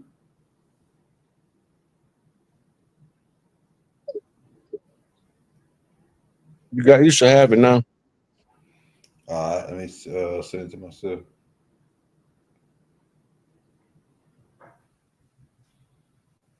Boom, boom, boom, boom, boom, boom, boom, boom, boom, boom, boom.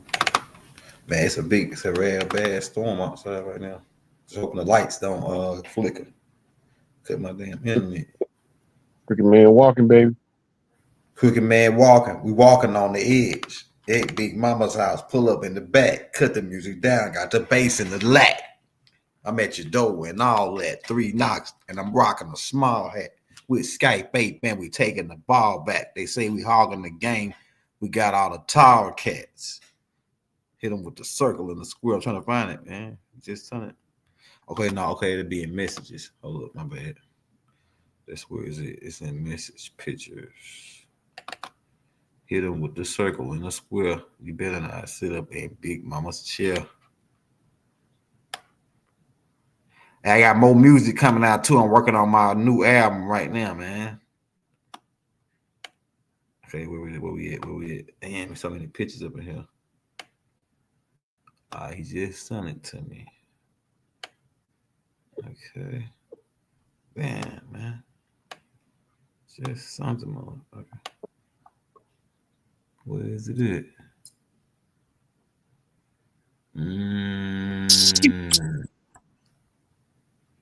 The greenback. Hey, y'all, hit that like, hit that subscribe button. Man, where the hell is that damn picture? Right.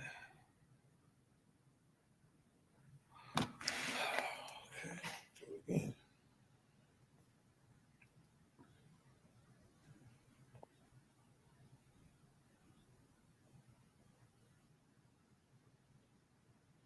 Oh, that other picture, that other thing go with it too, Rod?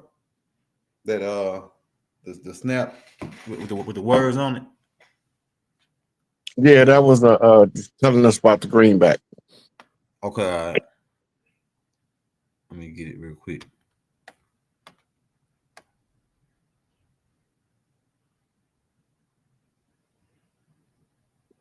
Everything that we naturally did, they've monetized.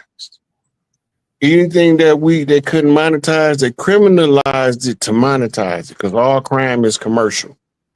The United States is a corporation. The police is a foreign occupying military. Right? If you don't understand what the occupation look like, just watch the police rolling through your neighborhood.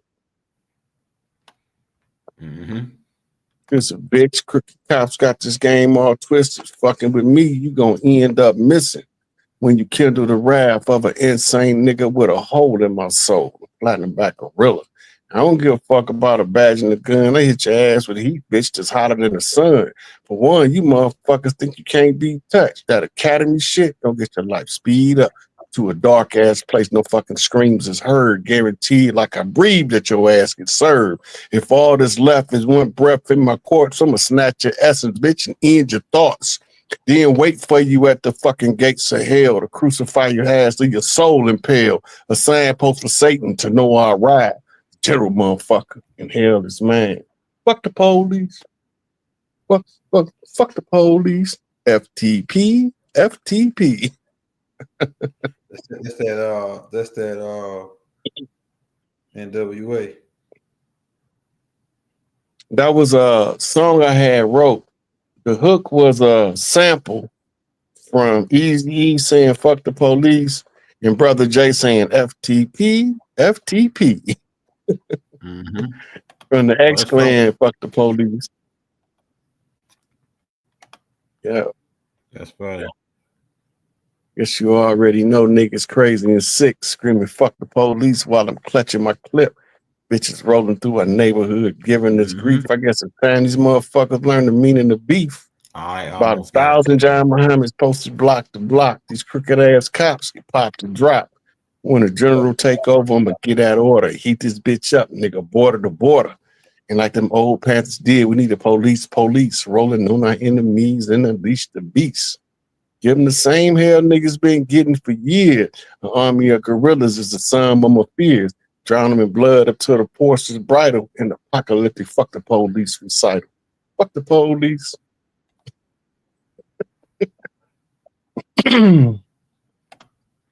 I got it. Hold on. Let me slide it to this.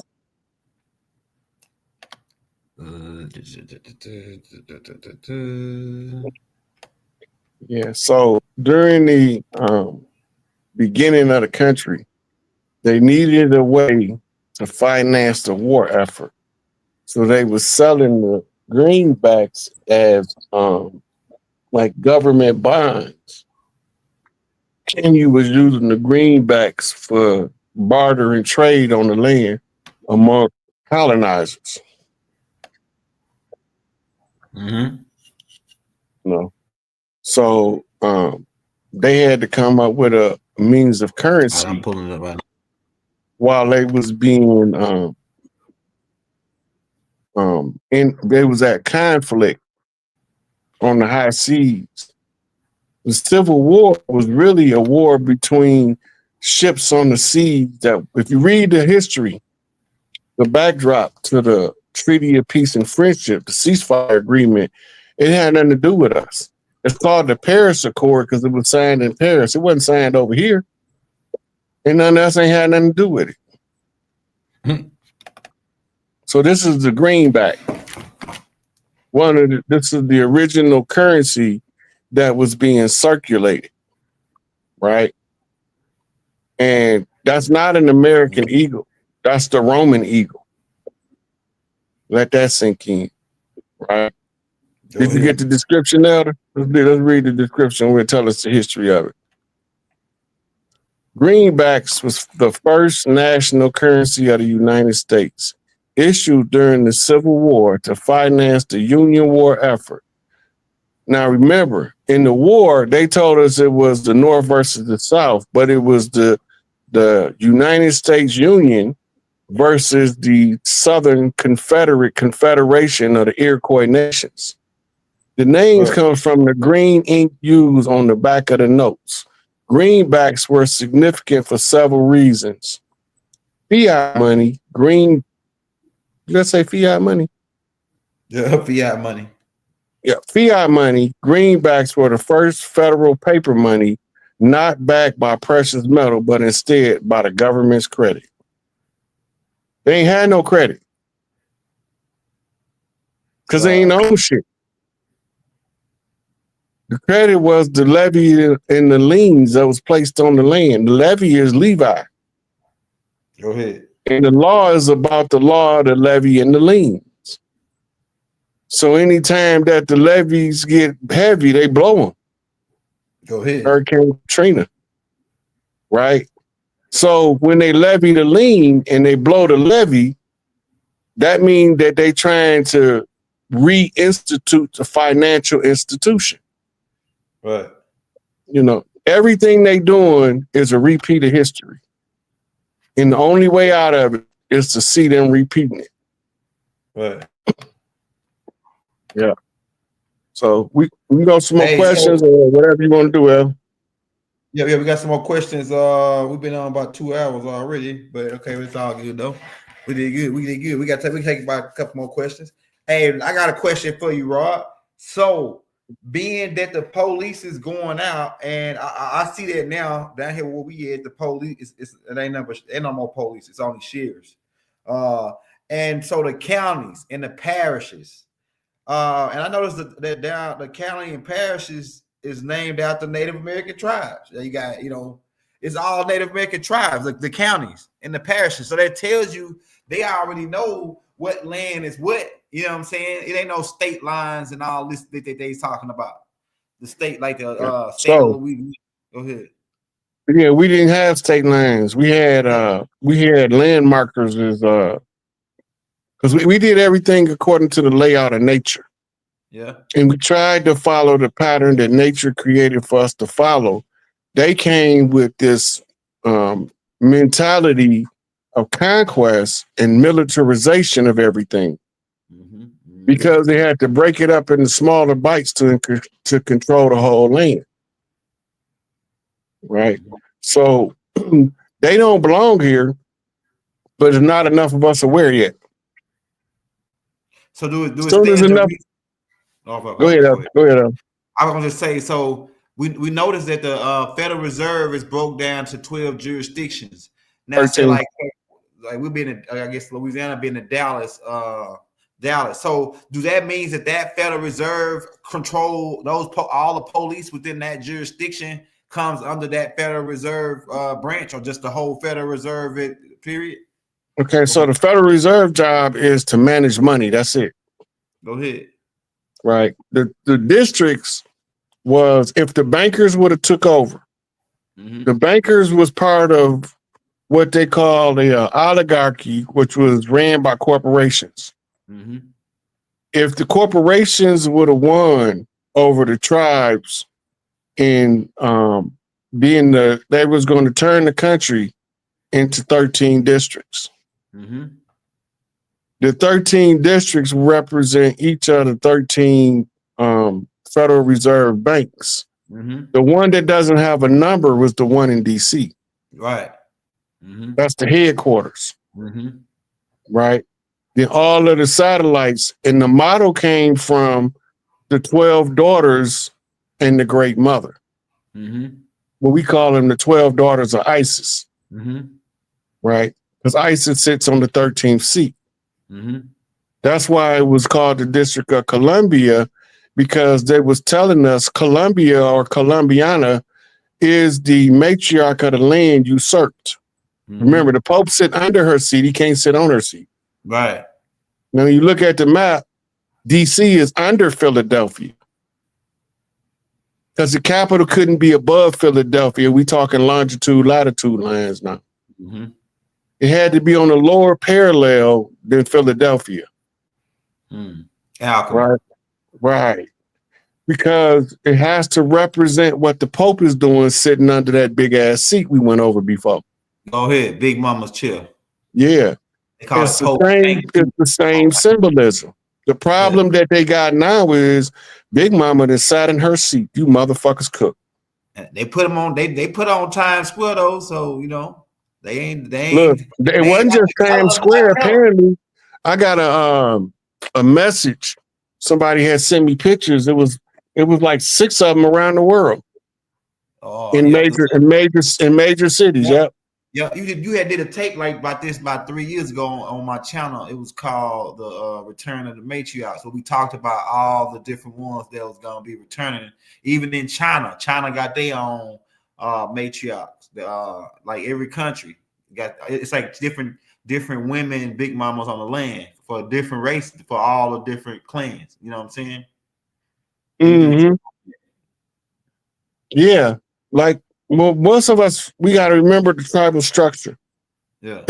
We didn't have what's called a federal government, right? We had regional governments ran by regional constitutions, right?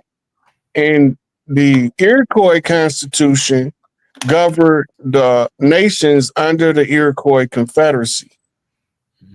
What became later known as the Cherokee Confederacy is actually the Anahuac Confederacy. Anahuac was the tribe that organized all of the northeastern tribes that butted up against the Iroquois Confederacy. And this is how we was trying to defend ourselves from the attackers. And so we had provincial governments, but we didn't have a federal government. We didn't need one. All of the big mamas had the wealth of the land at their disposal. Right? The main big mama originally was in New Orleans till she got murdered by the French. Then the right passed over to North Carolina, where that big mama called all tribes on deck and set off the Gullah Wars. Right? That's why Florida is the finish line. It wasn't, Florida used to be all the way to Louisiana. All them states between Florida and Louisiana, that's all one land. That was where was primarily patrolled and controlled by what we call 5 civilized tribes today, but it was more than 5 tribes involved. Right? And the Louisiana at one time was referred to as West Florida. Right? Yeah, right. That's right. Yep. Right. That's because until the English asked King George to set a militarized zone between Florida and the rest of the Florida. So he set up the state that we call today Georgia. Right. And he issued the first charter for a bar association in Savannah. Right. That's so that they can use the tribunals to take all our stuff. Right. They got us believing that the courts is courts. They tribunals. They admiralty tribunals. Right. And they were originally installed for salvage rights. They wasn't installed for criminal patrols. They was there for salvage rights to claim stuff for the king. Mm-hmm. Mm-hmm. All right. Arkansas and Georgia and Mississippi were all later divided up as states. Mm-hmm. But it was one territory called the Florida Territory. When you got to Louisiana, you was in Western Florida. Right? Yeah. They tell us that Juneteenth was when we found out in Texas that slavery had been abolished. But the problem with that is Juneteenth, the Mexicans had already outlawed slavery. There wasn't no slavery. We was running to Mexico to get free. We didn't need no damn Juneteenth. That had to mean something else. But what we did do around that time of the year was we used to have the Pitmaster Festival. Mm-hmm. Right? These people became known as by the last name Pitmen. Yeah, Pitmen. Oh, the Pits. Yeah. And the reason they was called that is because the Pitman was the master barbecue pitman. He used to man the grill. And all of the big mamas across the South, from Louisiana, from Texas, actually, all the way to Florida, used to have family cook-offs. Mm-hmm. And all of the pit masters be invited, and they cook all that meat up because the cooked meat was easier to store for longer periods of time than the raw meat. Mm-hmm. Right? So the pit masters was the ones who invented barbecue, which took us to Haiti in John Dessalines. Right. Right? Because his son or his descendant, we call barbecue. That ain't no accident. He down there right now fighting the police and organizing the tribes, and they calling them gangs. Right. Don't that sound familiar? Yeah. He's fighting corruption. He originally was on the police force because he was trying to be, do what's right. Then he found out they're the enemy. Right. So now Haiti waking up so fast, right? They done got the water flowing down the new what's that thing called? The aqueduct. That's another name for it. The dam. Yeah. Right. They got the dam built. They got the water flowing through the canals that they built and everything, and they able to feed the people now because now they can farm without having to go buckets from a well. Right. You know what I mean? Because remember, they wasn't allowed to mechanize Haiti. Because every time they try to mechanize it, they create some kind of civil conflict that get everything blew up. It must Does that sound familiar? Yeah, it must be some kind of like a mineral or something that they get from Hades, and they got to keep them disoriented. The colonizers got to keep them disoriented so they can keep getting that whatever the mineral is that's over there. It's some they got that. They got vibranium in Haiti. Yeah, that's what they said. I think I remember hearing something like that. I think the real name is iridium. Yeah.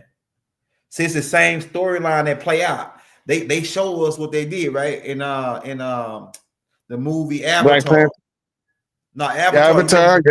Yeah, they had the home tree, right? We over here on our land, minding our business for thousands of years, maybe millions. Hey, we ain't never had no problems. Then all of a sudden they come, find out we got some gold or whatever the case may be, and they want it. They want to take it.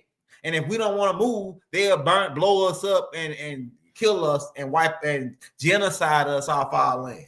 That's all it is, man. It's the same story. You brought up the Avatar. You remember the dude that was running the ship? Mm-hmm. All he cared about was vibranium. Yeah, yeah. That was Enlil about the gold. All right. Same story. Right. Where Enki was trying to be in harmony with the people, of the planet and be in harmony with the planet and not invasively mine. And it was like, man, all that gold you sent us, we could have been loaded up on this shit and been out of this motherfucker. Let me show you how to do it. And anybody don't want to work, Gehenna. In this tape I put out called The Science of Colonization, the main reason, one of the main top reasons for colonization is they want what you got. You got something, they want to take what you got. There ain't no other, like that's the number one reason. They got some, they got gold, water, whatever it is, and we need it. We want to take it. And if you nice, because they nice really means stupid in their language. If you nice, we would, because they call us nice guys. That's what Columbus said, that we were nice guys. Because we gave, like you said, he came over. We said, "Huh, you want that? Oh, you can take it. I got 10 of them, 15 of them at the crib." You know? Well, why would I care about this? This shit grow out the ground. It's part of Earth. Right. And what really fucked them up, what really messed them up is when we let them hit the wacky tobacco. Because John Smith and them, we let them hit that wacky tobacco, man. They said, oh, they got some stuff, some high power stuff that make you get horny, and it make you nice, and you feel all happy go lucky, right? Because he got some of that sativa, right? And he went back and told them, next thing you know, they raiding our village. And we remember when they first came, one of the main crops they was after wasn't marijuana. It was tobacco, right? Tobacco, yeah. Yeah. Real tobacco is different from most of the stuff you see in the stores. That's right. Right. This is why Cuban cigars is held in such high regard, and the cigars from Dominica and Jamaican cigars, they don't mass produce them in Jamaica, I don't think, but they grow their own tobacco. They tobacco don't have lithium 131 and uranium and all that. That shit ain't on their tobacco. Yep. So now you see a dude been smoking in Jamaica since he was 5 years old, and he chain smoked cigars, and he don't have no problems with his lungs. Yep. I taste the cigar from Puerto Rico, the real ones, and you don't even choke when you hit it. You don't even choke. Like you hit a cigar over here, you choke. You choking all about the lungs out. Over there, you can hit a cigar, man. You won't even choke. And you get this hell of a body rush. Your whole body feel heavy. Yep. Tingle like a tingle. Yep. Yeah, they got the real cigar. But it's because the nicotine in the tobacco is called a nootropic. Okay. That's a brain stimulating agent. You have nicotine receptors in the brain because our ancestors smoked tobacco for so long. That's like Chief Warhorse. You're not finna take her cigarettes from her. Supposedly, she tell you ain't taking my cigarettes. Yeah. And supposedly they use tobacco to counter the Ebola virus. They made like some kind of counter thing from the counter the Ebola, the tobacco. So we use tobacco for healing medicine too. In a way. Yeah. We use it for medicine. We use it in conjure work. You can see in a lot of those voodoo movies, you see the lady blowing the cigar smoke on the altar. Yeah. All that because it was sacred to us until they started poisoning it. Yeah. Right. They weren't coming over cotton. They was coming over tobacco. Yep. Hey, y'all, we running it a little over, but hey, it's all good. We did this way. It was a good one. I hope we got for y'all that want to get a better in-depth, straight up class on it.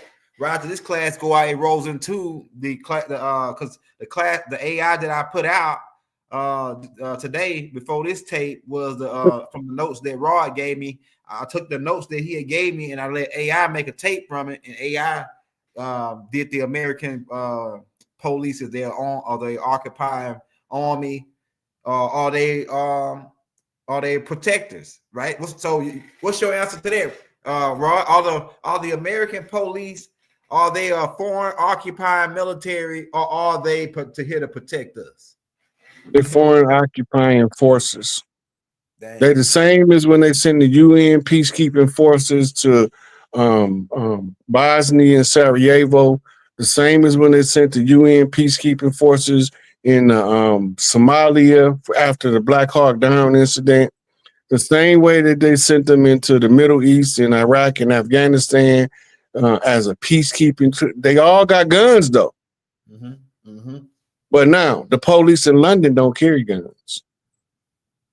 The ones with the guns got to be called by the ones without the guns. Let that sink in.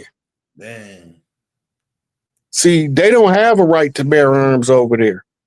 We have the right to bear arms. And if you leave it up to Rod, I'm going to arm the bears. Right. I'm going to arm the bears. Yeah. The Black Bear Clan, the Brown Bear Clan, the Polar Bear Clan, the Kodiak Bear Clan, the Red Bear Clan, the California Bear Squad, because it's five. California got 5 bear chiefs, and each one of them is the chief that represents a Califia queen, because it's 5 of them that run the land. Right, and they each appoint a male chief as they administrators. When you go back to our original structure, all of your seats of mayor is town mother. The mayor seat was named after the mayor horse.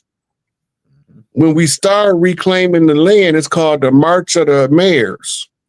The March of the Mayors, when enough of us know how to reclaim the town, the city, the village, then we meet with the local ones next to us that done the same.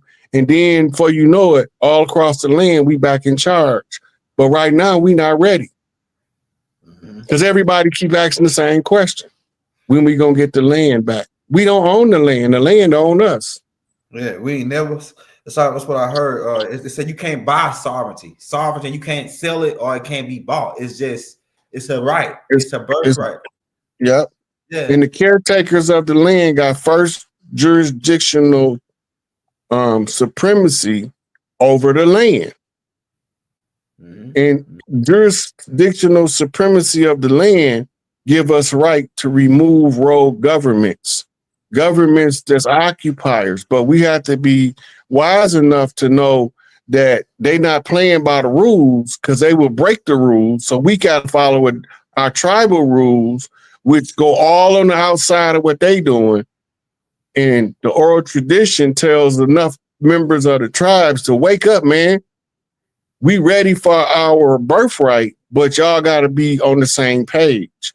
And this is why we got to put it in the public domain. The administrator of the town was the watchman who used to read into the record the public notices in the town square at the same time every day for a certain amount of days until everybody in the town had ample opportunity to hear it before he go on to the next message. Right? And today we would say that the mayor sends a spokesperson out, right? Because most of the mayors in the United States are males. They cross-dressers. They sitting on Big Mama seat for your city, right? And most cities was governed by the 5 biggest families. That's where the 5 family philosophy come from, right? And that's red house matriarchal lines of land management. The blue house is the political branch that negotiate treaties between all of the other tribes. We had different functions, right? That's how Larry ended up being the chairman of the board. Because when all of the tribes reassemble, he's responsible to read into the public record what our people went through. Right? He the one is responsible to tell them that we was at war for 500 years and that we finally overcome the obstacle by getting enough of us aware that our birthright is superior to their constitutional mandates. And you know that people think that this is a war with guns and this and that. They call this a silent war. They call this a silent war because it wasn't fought with guns. This last phase of this war that we having, it's not fought with guns. It's fought with, you got to know who you are. You got to remember. It's fought with information. It's information warfare. But remember, one of the Huh? One of the reasons they call it a quiet war, a silent war, is because they declared war on us, but they didn't tell us because they didn't want us to fight back. Yeah. Yeah. Right. But they wrote it, but they didn't tell us. Yeah. If you don't know so that somebody declared war on you and they catch you out in the streets, you in trouble because you don't even know they got beef. Right. Right. Now, the other thing that show you that the occupancy of the police and the neutralization of the tribal leadership by reclassifying them by misnomers like gang and gang leader instead of tribal leader or chief or miku. They don't give us the opportunity to tell our people who we are on the land. But if we know our people well enough, we can tell them the proper structure of how the land supposed to be run, and then they gonna get restless. Man, now you know what, man? I was listening to that crazy ass nigga, man, but that shit make too much sense. I think he might be right. Let me go look. And everybody that go look come up with a different receipt proving the same point. Right. Same truth. I don't care if it's Earth Speaks. I don't care if it's Gaddy Boy. I don't care if it's We Know the Truth Now. I don't care if it's Robel. I don't care if it's Yaki Awaken, 19 Keys, Red Pill, Blue Pill, Brother Rich, Young Elder, Rod Hayes. We all showing you the receipts from a different angle. We all came at a different life path to collect this information, to put it back in the public domain, to allow as many of us who want to be free to get free. But we first have to get to critical mass of desire for freedom. Right. There's too many people that still believe this shit is legitimate. Right. And it's fraudulent. And they work for fraudulent the whole time. And they working on behalf of the colonizers. Yeah. Right. So you know, I got people. I'm gonna say, don't get mad. I got people coming under my post talking about you ain't no more. Why you speaking on Moors? Because you motherfuckers invaded us. Yeah. That's why I'm speaking on Moors, because y'all invaded us. And they brought the devil over here and dropped him off on them. The devils that came. Yeah, they brought the devil and they brought the, with them. Now, another part of the silent war is the part that my responsibility was to expose the conjurers. Because you can't close the conjurers until you expose the conjurers. Once people know what conjure spell was used on them, now their spiritual higher self begin to put them in a mental rewiring process to allow them to desire freedom over oppression. And there's three main conjures. There's Kingu, that's the 6,000 year conjure because the devil has 6,000 years to rule. The Amin spell, right? That's 18th dynasty conjure out of Kemet in the priest wars. And then with the final conjure given to the Queen of England by John Dee was the George Washington challenge conjure that murdered Crispus Attucks, and that's First Blood. Right? So blood in, blood out. Just like they killed us when they came in, guess who get to die on their way out? It won't be us. I just want the opportunity to pull the lever on the guillotine. I want to be guillotines lined up far as I can see. So when it go off, it start off real loud. Chop, chop, chop, chop, chop to the echo in the distance. Chop, chop, chop, chop, chop. You funny, right? Hey, Rob, I'll be the executioner. And saying all the Moors ain't bad. Like I classify myself. They not. They not. They listen. I don't have a problem with all. I don't have a problem with all Moors. I have a problem with dirty Moors. Yeah, it's a difference. The morons. Right. The dirty Moors is them Negropeans, Columbus and them niggas. Yeah, right. Right. All the ones that had their faces, they paintings recommissioned to make them look pale so that they can trick us into thinking that the white man don't mean royalty from England. It means something else. We ain't falling for that bullshit. Yeah. The righteous Moors should know I don't got no problem with them. Right. The righteous Moors should know because they should be well studied enough to know that Noble Drew Ali already told them. Yeah, Islam. Don't trust your uncle, he'll sell you into slavery. Right. And I could count the number of Moors that'll do right No, he say the only thing that surprised me is if a Moor would do right. Yeah. In the final days, I can count the amount of Moors that's gonna make it on one hand and have fingers left. One hand. That's still The most that can make it and have plural fingers left is 3. Yeah. Right? So if they know what Noble Drew Ali said, they should know who the righteous Moor is and who the dirty Moor is. Because the dirty Moor is always trying to shut a motherfucker up and talk over him and come with some bullshit telling you somewhere you not. You not in Northwest Africa. Right? But some of the righteous Moors believe that dogma. That's why he wrote the chapter in the Circle 7 called Religious Controversy. Don't fall for that religious dogmatic bullshit is basically what he's saying. That place over there not even called Africa until they colonized it. So what they talking about? Africa was named Africa after the Berlin Conference. Right. And it's not an ancient name. And the name wasn't Alkebaline either. That's a made up Swahili shit. Swahili was a slave trading language that's Johnny come lately. Alkebaline is Swahili. Right.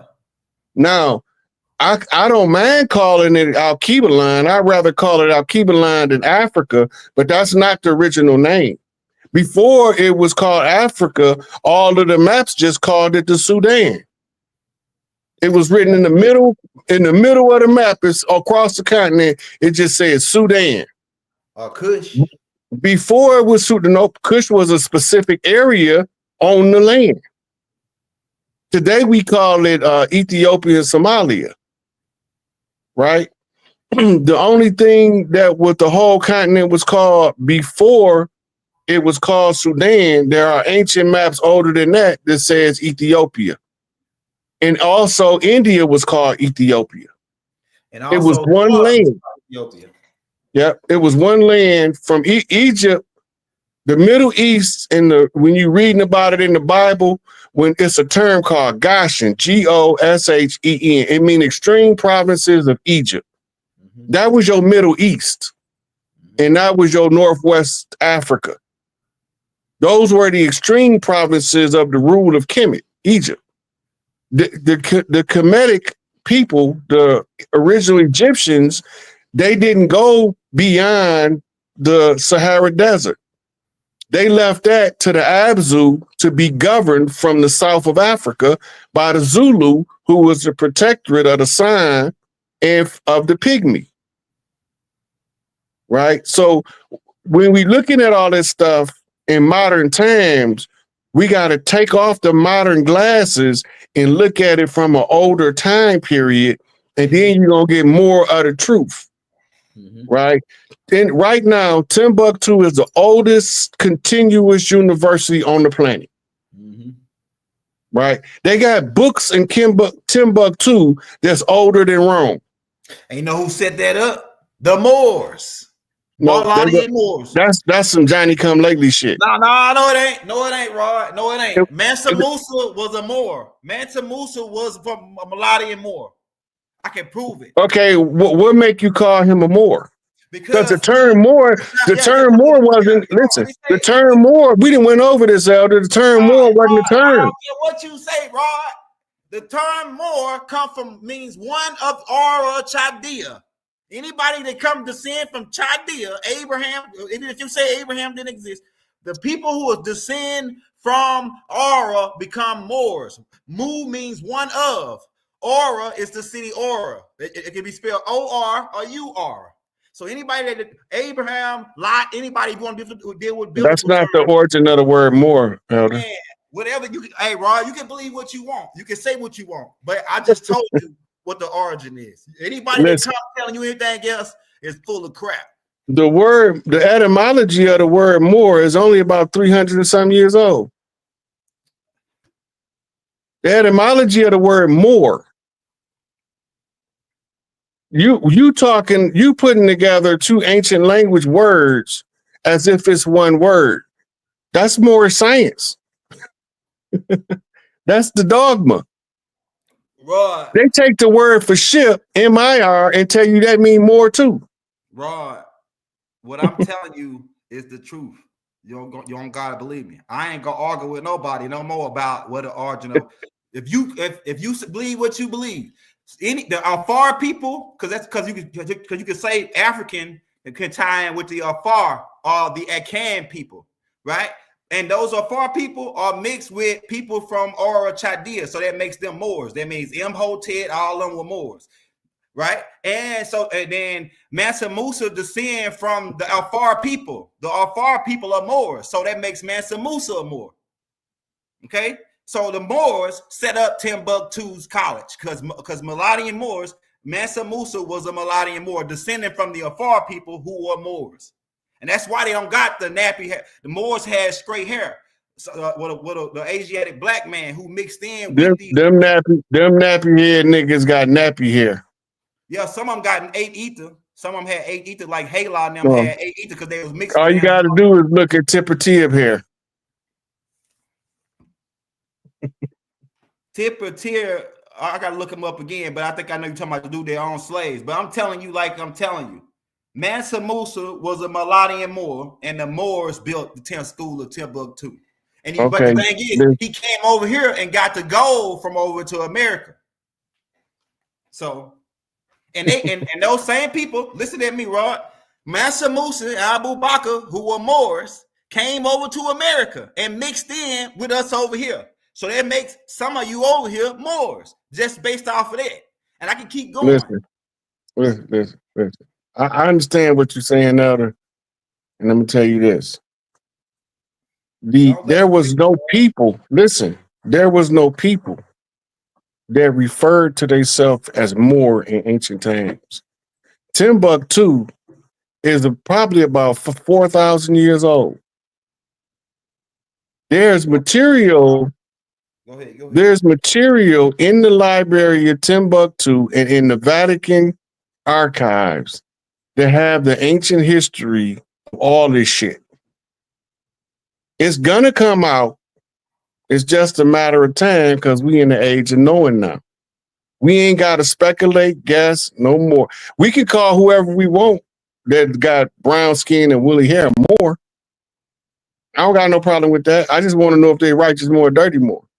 Because the dirty Moors is a distinct group of people called Jacobites, Yacobayim. They're a specific group of people. They landed on Mount Hermon. They made pacts to rape, pillage, and cause mischief and bloodshed everywhere they go. Them the dirty Moors is who I'm talking about. Mm-hmm. But the general term Moor is a catch term anyway, and it applies to anybody with dark brown skin and woolly hair. And if you say tawny Moor, now you done added to light brown niggas with wavy and curly hair. So you know that goes. But remember what Baba said. When we all get together and pull out the records, we can iron out any differences at that point. Mm-hmm. As of right now, we got a common enemy, them goddamn black devils. Yeah. Right? The black devil that made the white devil to sick the white devil on us. Them the problem. Yeah. So I don't got no problem with you calling them Moors.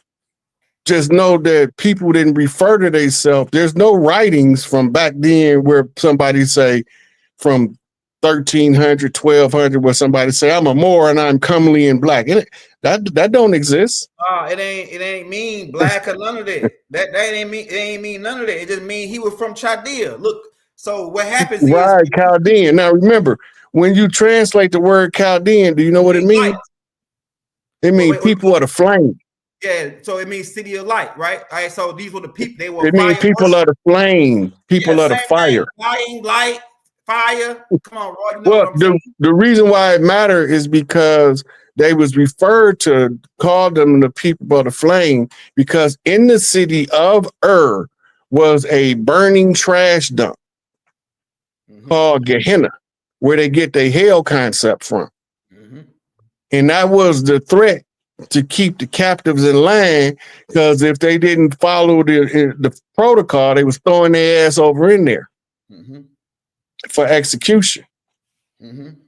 Hey, Rod, I'll give you this, Rod. It is what you saying is true about the catch term and that probably the original Moors didn't call themselves that. They didn't call it, only the people that called them that was the people that said when they sailed, because they were sailors, these people they built boats, the people that you call them Moors, right? But they weren't calling themselves that. Right. When they were boat builders, they were called Phoenicians. Yeah, they sailed around, and when they got to the last spot in Africa by Nigeria, the people there said one of Chaldea, Moor. That's when they started calling them that. They didn't call themselves that. The Nigerians are these beings right there in West Africa called the people who sailed there, said that these people come from Ur, and they said Moor. It had nothing to do with black, none of that. And then it got associated with, okay, these people dark. Okay, these people build boats, they can sail. Okay, these people know how to read the stars because they got taught by the 200 fallen, who were the Gigis, taught these because these people come down from their children, right? And so they taught them divination, how to read the stars. So these Moors knew how to navigate the stars using boats, but they wasn't calling themselves that. The Dogon knew that shit. Huh? The Dogon knew how to navigate the stars. The Dogons are connected with the Moors. They Syrians. They Syrians. They not Gigi. Nah, the Dogons is a mix between the Twa-man and the Bantu. I mean, Bantu people. The Twa-man. They record where they say they came from. They say they came from Cyrus. Right. That make them Assyrian. Yeah, they from Sirius. But if you check their genetics, they from Sirius. Hey, look, Elder. They from Sirius and they serious. Yeah, that makes sense. But then the Dogon, Mansa Musa and them had Dogon in them.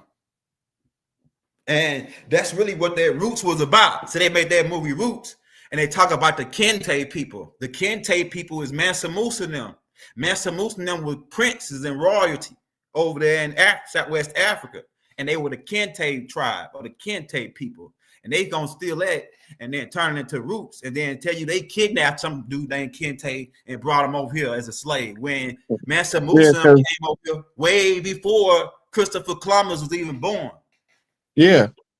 I'm aware of the travels of Mansa Musa. Remember, I've been telling you the whole time we've been marrying tribes from Africa thousands of years. That ain't nothing new. Yeah, he came over here and got a wife. Mansa Musa got him a wife. The royal families of Africa been marrying the Eastern Seaboard native of this land for thousands of years. Mm-hmm. It was to diversify the royal bloodlines. Mm-hmm. On the West Coast, we was marrying people from Asia, mm-hmm. from the Philippines, from Japan, from China, mm-hmm. right? And a lot of us don't know that, though, because we don't know about the Chinese road that came through Mexico, mm-hmm. Mm-hmm. you know, where they was taking in immigrants from China, mm-hmm. right? The immigrants from China was exiles. They didn't have nowhere else to go, and we take in all orphans. Mm-hmm. Why do you think they had orphan trains running when they cleared Europe out? Mm-hmm. And orphans had to go somewhere. They needed somebody to take care of them, and our nice asses took them in. Mm-hmm. Right? Also, being kind and generous to the world, and the world was coming to rape us. Also, Rod, might I add, another being that came over before Mansa Musa them came over, name was Ho Shin, and he was Asian Chinese man, but mm-hmm. they were dark-skinned Chinese, not no pale-skinned Chinese. They were dark-skinned, and that's why when you see some of the Native Americans who got mixed in on the West Coast with Chinese, you see old pictures. You say, "Dang, he looked blacker than us. He looked like he mixed with Chinese, but he blacker than black because the Chinese that came over here were dark-skinned Negroes. That's why. Shit, the Sands people. Go ahead. Yeah. So, well, we keep getting confused that is the root stock of the Americas always been here. Mm-hmm. These is your Olmec, Inca, Maya, Mississippians. Right. That's right. Right. And as you go south, they started having other native names that I can't pronounce. because we speak modern English, a lot of those languages, I can't pronounce the words because the way that my vocals have been trained, they almost impossible to pronounce without years of practice. That's right. You know, so the root stock is the main stock. And those are the ones reclassified under the Dawes role as African American, coloreds, and Negroes. Right? But Noble Drew Ali say, no, for surety, you are not African American, colored, Negro. You are what your ancestors were without a dot of contradiction.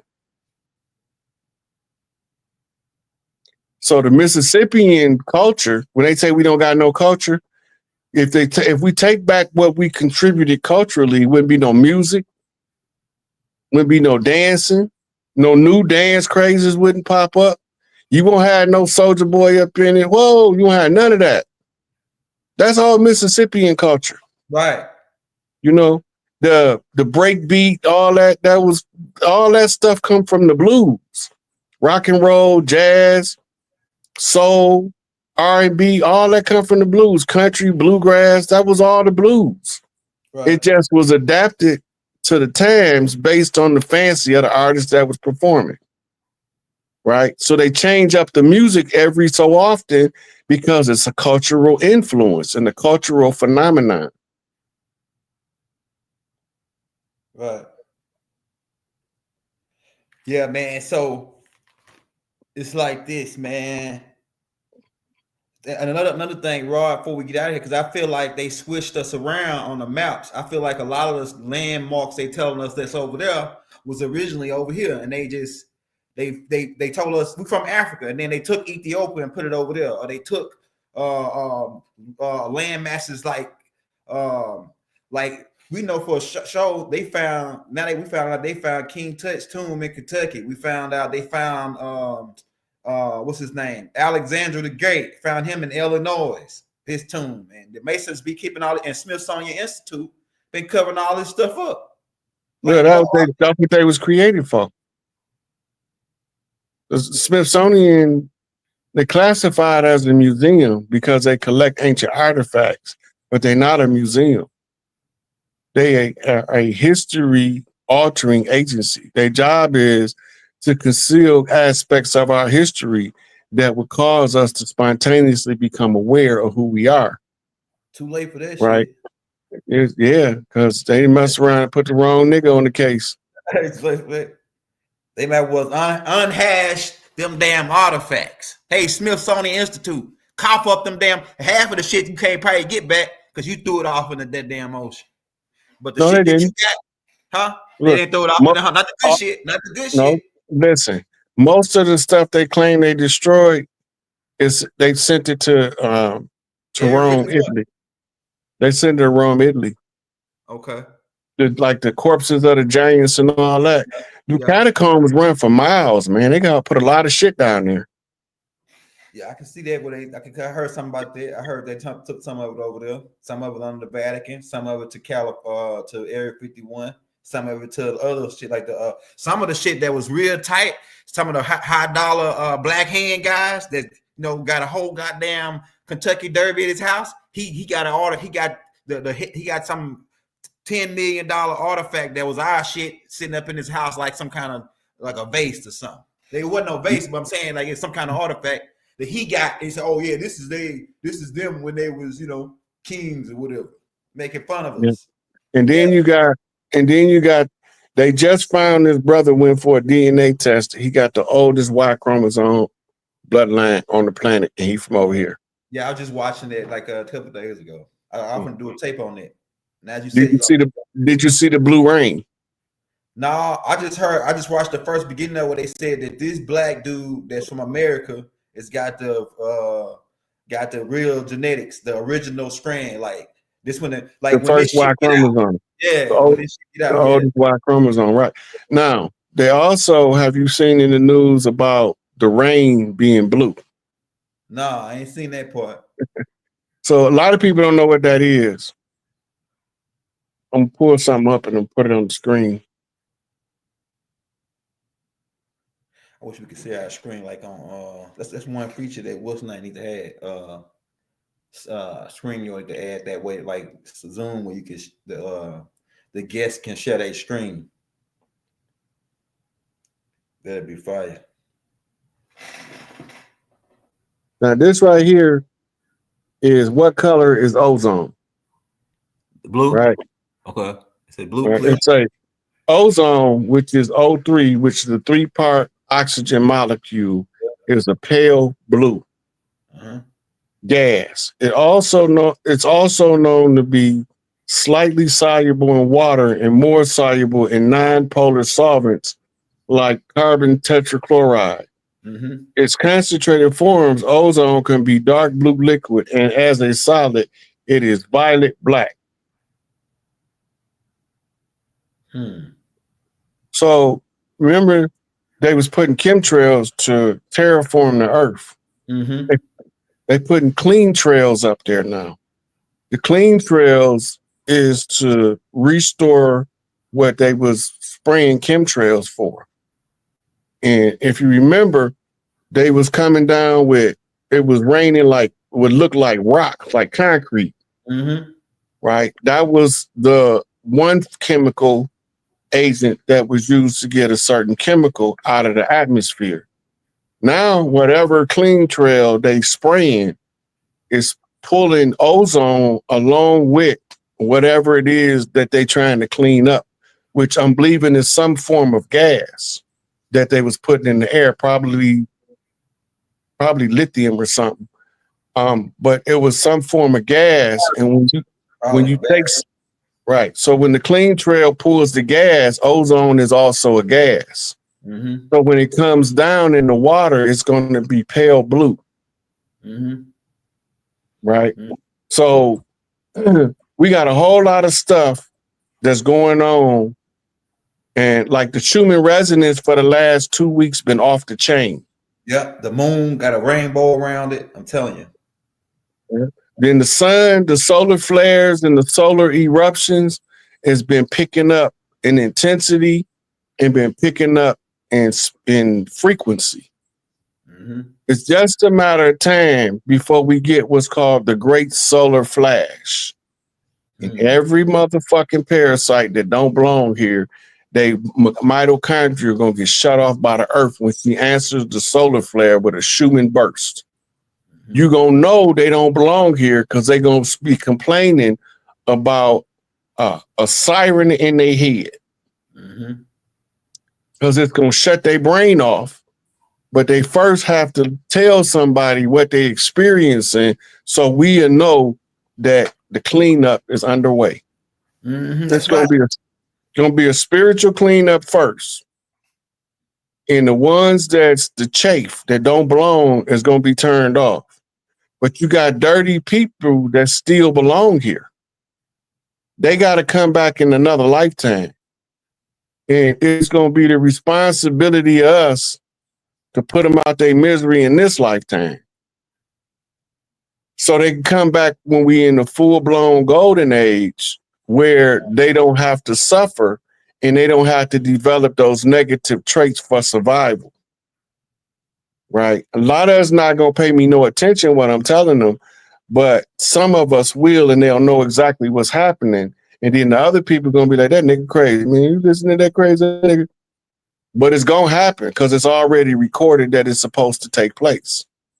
It's in the historical record. And remember, according to Elijah Muhammad, the history is written before we live it. That's right. Every 26,000 years. This is the end of that cycle, which the last 6,000 years was the invasion of the so-called devil. This devil got his 6,000 years to rule. He lost. Yeah. The war in heaven landed on earth. So we've been fighting the war, not knowing we was fighting the war. Right. But now we know. Revelations. And as my man say, we know the truth now. Yeah. And they was hoping we weren't gonna say it first now. They was hoping we weren't gonna say it first. Because they was like, oh, hope they don't go and say it. Yeah, well, we went on and said it now. How about that? We went on and said it. They didn't want us to say it. Like DJ Khaled said, they didn't want us to say it. We went out and said it. I'm gonna go like my Like my uncle used to say when he be sitting around knowing because he a Pisces, right? Them Pisces, they be sitting around watching. They'll know a lot, but they don't want to say nothing. But then when it come down to it, and somebody start messing with their game or coming trying to bother them, they'll say, "Yeah, I saw what you were doing. See, I wasn't gonna say nothing. I wasn't gonna say nothing. See, but you coming over here messing with me now. I saw what you did. You went over there. I saw what you did. Them Pisces to call you out, boy. Them Pisces call your behind out. I'm telling you, they be watching the whole time, listening and everything. Ain't nobody gonna call your ass out like a Virgo. Yeah. And the Aries. Virgo or Aries, you might get into a fight with them now. It's a very good chance they're fucking with an Aries that you might have to scrap. You might be rolling on the ground and real fast. I'm talking about like it might go from to there. Now we rolling on the dirt. You don't know what the hell. Man, I'm just like, what the hell just happened? Rolling in the dirt with some goddamn Aquarius. Them motherfuckers fiery crazy, snappy crazy, and don't mess with nobody they love. Boy, you got a problem. They'll pull up on your behind fast. My mama was an Aries, and she'll knock shit out your ass if you don't act right. Man, Aries will pop your butt and then pat you on the back and say, "You all right? You had enough? You want some more? I give you some more." I'm telling you, man. I'm telling you, Aries, that's a good sign to have as your friend, have as a somebody that's in charge. Even though they could get self, but they ain't no selfish sign. But remember, it's another spectrum to that too, because you got the ones that's high vibrational, and then you got the low vibrational. Yeah. Low vibrational is one of the worst people you want to be around. Yeah, they're gonna argue all the time. It's always gonna be an argument with them low frequency Aries. They always got to be in control in a way. That's the same with the low frequency Virgos too. All they gonna do is just be bitching and complaining about everything, but they ain't gonna let you fix nothing for them. Yeah. The high vibrational Virgo. Yeah. Them the ones I can rock with. Yeah. Cause they gonna just flat out tell you what it is. It's gonna be what it is, and Yeah. But yeah, Virgo gonna give it to you straight now. Virgo gonna give it to you straight, no on the rocks. Maybe not even on the rocks, just straight. Give you a straight shot. Straight up, no Virgo chasing. give you a straight shot. No rocks, no nothing. I'm telling you, I got a Virgo. I know. I'm telling you, straight rocks. I mean no rocks, just straight shot. All the Pisces I know sweethearts though. Yeah, Pisces are good folks, man. I know very few Pisces that be on some bullshit. Now, low vibration. I'm a Scorpio. The worst Scorpio to have is a low vibrational Scorpio. Man, I'm telling you, I like that nigga got.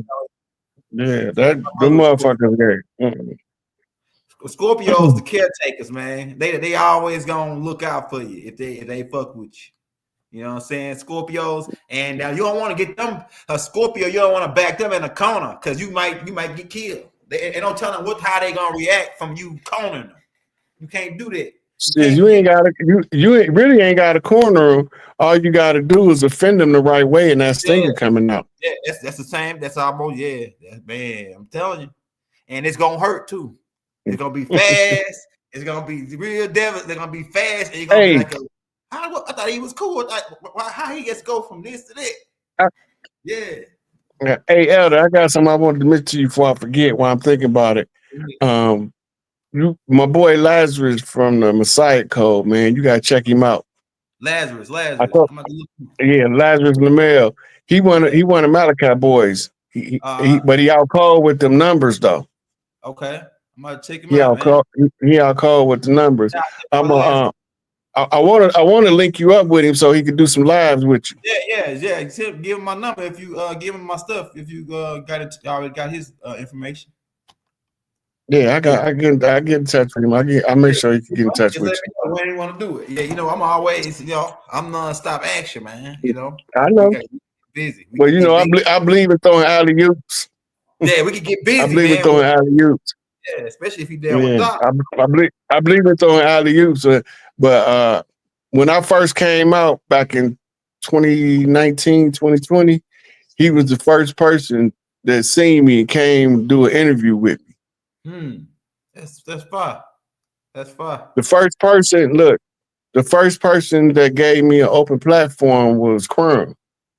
Okay. Okay. Right, from Crumb TV. Yeah, that's throwback. Yeah. Yeah. So one of my homegirls, Malika, she from Cali, or she in Cali, but she the one, she's like, you ain't never heard of Crumb? I was like, no, I ain't never heard of Crumb. She said, here, I'm gonna send you his page so you can check him out. And I was going through there and there was some headbanging stuff on there. And he had did an interview with the sister, and they was talking about the rogue patriarchy. And then I wrote like 3 articles on this page about it, going into the mitochondria and the matriarchy and all that. Yeah. And the rogue patriarchs and what they did. So he was the first one. Crumb was the first one, gave me a platform. Lazarus Lamel was the first one that actually interviewed me and asked me some questions. I wonder where that interview at. But anyway, he was the first one that interviewed me, and he had came all the way up here to Michigan to Flint. Wow. So I drove up to Flint. Yeah, so I drove up to Flint to hook up with him, man. We had a blast. And then he was at the sister house. She had cooked. She was throwing down, boy. She had cooked like it was Christmas. Man. But he good people, man. He talking about somebody that's really working hard to try to make a way for his family. Mm-hmm. Yeah, you gonna dig him though. He cool as hell, man. And he went up. We're gonna go live, man. I got a couple of people I'm finna start getting in touch with to start doing more features and stuff. But I'm doing so many tapes. I think I'm almost caught up on getting all the stuff, like the stuff that I should have been taught a long time ago, like all the religion and all that. Once we get past, like we passed there, I think right now. So I'm just finna go into shit that they ain't never heard before. I got something. I'm telling you, man, this next extraterrestrial book I'm finna put out, all the next level information. I'm teaching shit. I'm teaching high science from now on. I'm telling you, man. Like I'm almost done teaching like all this stuff. Like we should know who we are now. Everybody should know who they are at this point. People still don't. Now, I'm gonna tell you before we get out too, for all you people that's new to the channel and you want to find out what tribe you are, you can go to my playlist, go to Native American Chief playlist, and then scroll down to the Tracing Your Ancestral History tape 1 through 6. And it's got the last names, blood type, all that, and tribal names, tribal map, to where you can kind of like find out where your 4 generations back where your grandmother was, and then you find out what land that was, what tribe was on that land. I got all that in them tapes, right? And the Tracing Your Ancestral History part 1 through 6. And they sleeping on. I just made a new playlist called the Teachers of Tahuti, and so I got a whole bunch of tapes in that playlist, and some of them is like the 1 through 7, what I teach the basic information of Tahuti information. But I got more stuff that's finna come out though, because Tahuti finna be channeling me. Tahuti finna channel me. So I'm gonna like this whole week. I'm finna be channeling Tahuti this whole week. I'm gonna go into. I got my green light. I got my green candles. I got my green pyramid. Look, I'm about to get ready to channel Tahuti all week. He gonna be too. All that green elder, my pops might pop up. And I'm telling you, look, Doc come in sometime too. But you know, he Al Qadir, right? The green light, and see, we are the sons of the green light. That's the ancient mystic order of Melchizedek, the sons of the green light, and Tahuti is a part of that green light, that same order, right? So it's like this. I really can channel anybody in the order, but this week I'm channeling Tahuti because Tahuti want me to put he got some stuff that he want me to put out that's gonna cause another click to happen, a click in another part of our DNA to reactivate, because right now we're in the process of reactivating the junk DNA. They say, 90% of your DNA ain't no junk DNA. That's junk DNA. They just don't know what it is. They just don't know what it is. You know what I'm saying? Look, when the 12-strand DNA got upgraded, it became a 2-strand DNA. Mm-hmm. The upgrade is the downsides. Right. When we had 12-strand DNA, we were 50 feet tall or taller. Right. Right. We were too big. Yeah. We were taking up too much space. Right. It was absorbing too much oxygen. So when we upgrade the DNA, it downsized the body of the human. Right. Then you get to the form we in now. Yeah, Doc said that we're gonna get small, we're getting smaller and smaller and smaller. Because your granddad used to wear size. I know my granddad used to wear size 15. My dad wore size 14, 15. You know what I'm saying? I wore size 12, but like people feet getting smaller. Like my cousin, he wear size 8.5. He a grown ass man with an 8.5. How is that fucking happening? A grown man with an 8.5? Come on, man. Look. Huh? When I was in my 20s, all the way till I was almost 30, I wore a 10.5. Me too, yeah. Then one day I went and put on some 10.5s, and them mugs was biting so hard, I went and got me some 11s. Yeah. I'm in 13s now. Yeah, that's the same. I'm in 12s. I was wearing 10.5 for a long time. Yeah, but like 8.5 is crazy though for a grown 40-year-old man. Like unless you twice something, you know. It depends on how tall he is. Yeah, it depends on how tall he is. Yeah, but on that note, man, we about to get up out of here, man. Let everybody go and get them some sleep. Hey, y'all, we'll be back. I'm gonna try to get old boy that Roy talking about. Maybe we can get him on one day this week. But like I say, I'm gonna be channeling Tahuti all week. So the stuff that's gonna come out, it ain't coming for me. It's coming for Tahuti. You know what I'm saying? It's about to come out this week. And you see that the Atlantis tape is a part 2 of that because after Tahuti, You should put the AI you did on the subject we covered today. Yeah. You should put the link in the description for this video. It's already in there. It's already in there. Yeah, it's already up in there. Yeah, and then put the one I sent you. Yeah. The link I sent you from my Facebook page. Put that one in there too, because that's going to take them back to another time when I was discussing at an earlier time, and I was approaching it from a different angle. But it's the same type of understanding about the police. Like why is they police violence, tolerated? Yeah, right. Right. So, yeah. Right. Hey, y'all, we'll be back. We're gonna be back, man. We love you all. We send peace throughout the boundless universe to all. You know what I'm saying? Like I say, happy we going to, it's almost over. But like I say, happy Mother's Day to all the matriarchs on the land. We hope y'all had a wonderful, blessed day today, beautiful day today. And we're about to get up out of here, man. We love you all. We send peace and love throughout the boundless universe to all. Wadu. Peace. Love. Wadu. Shalom. All right.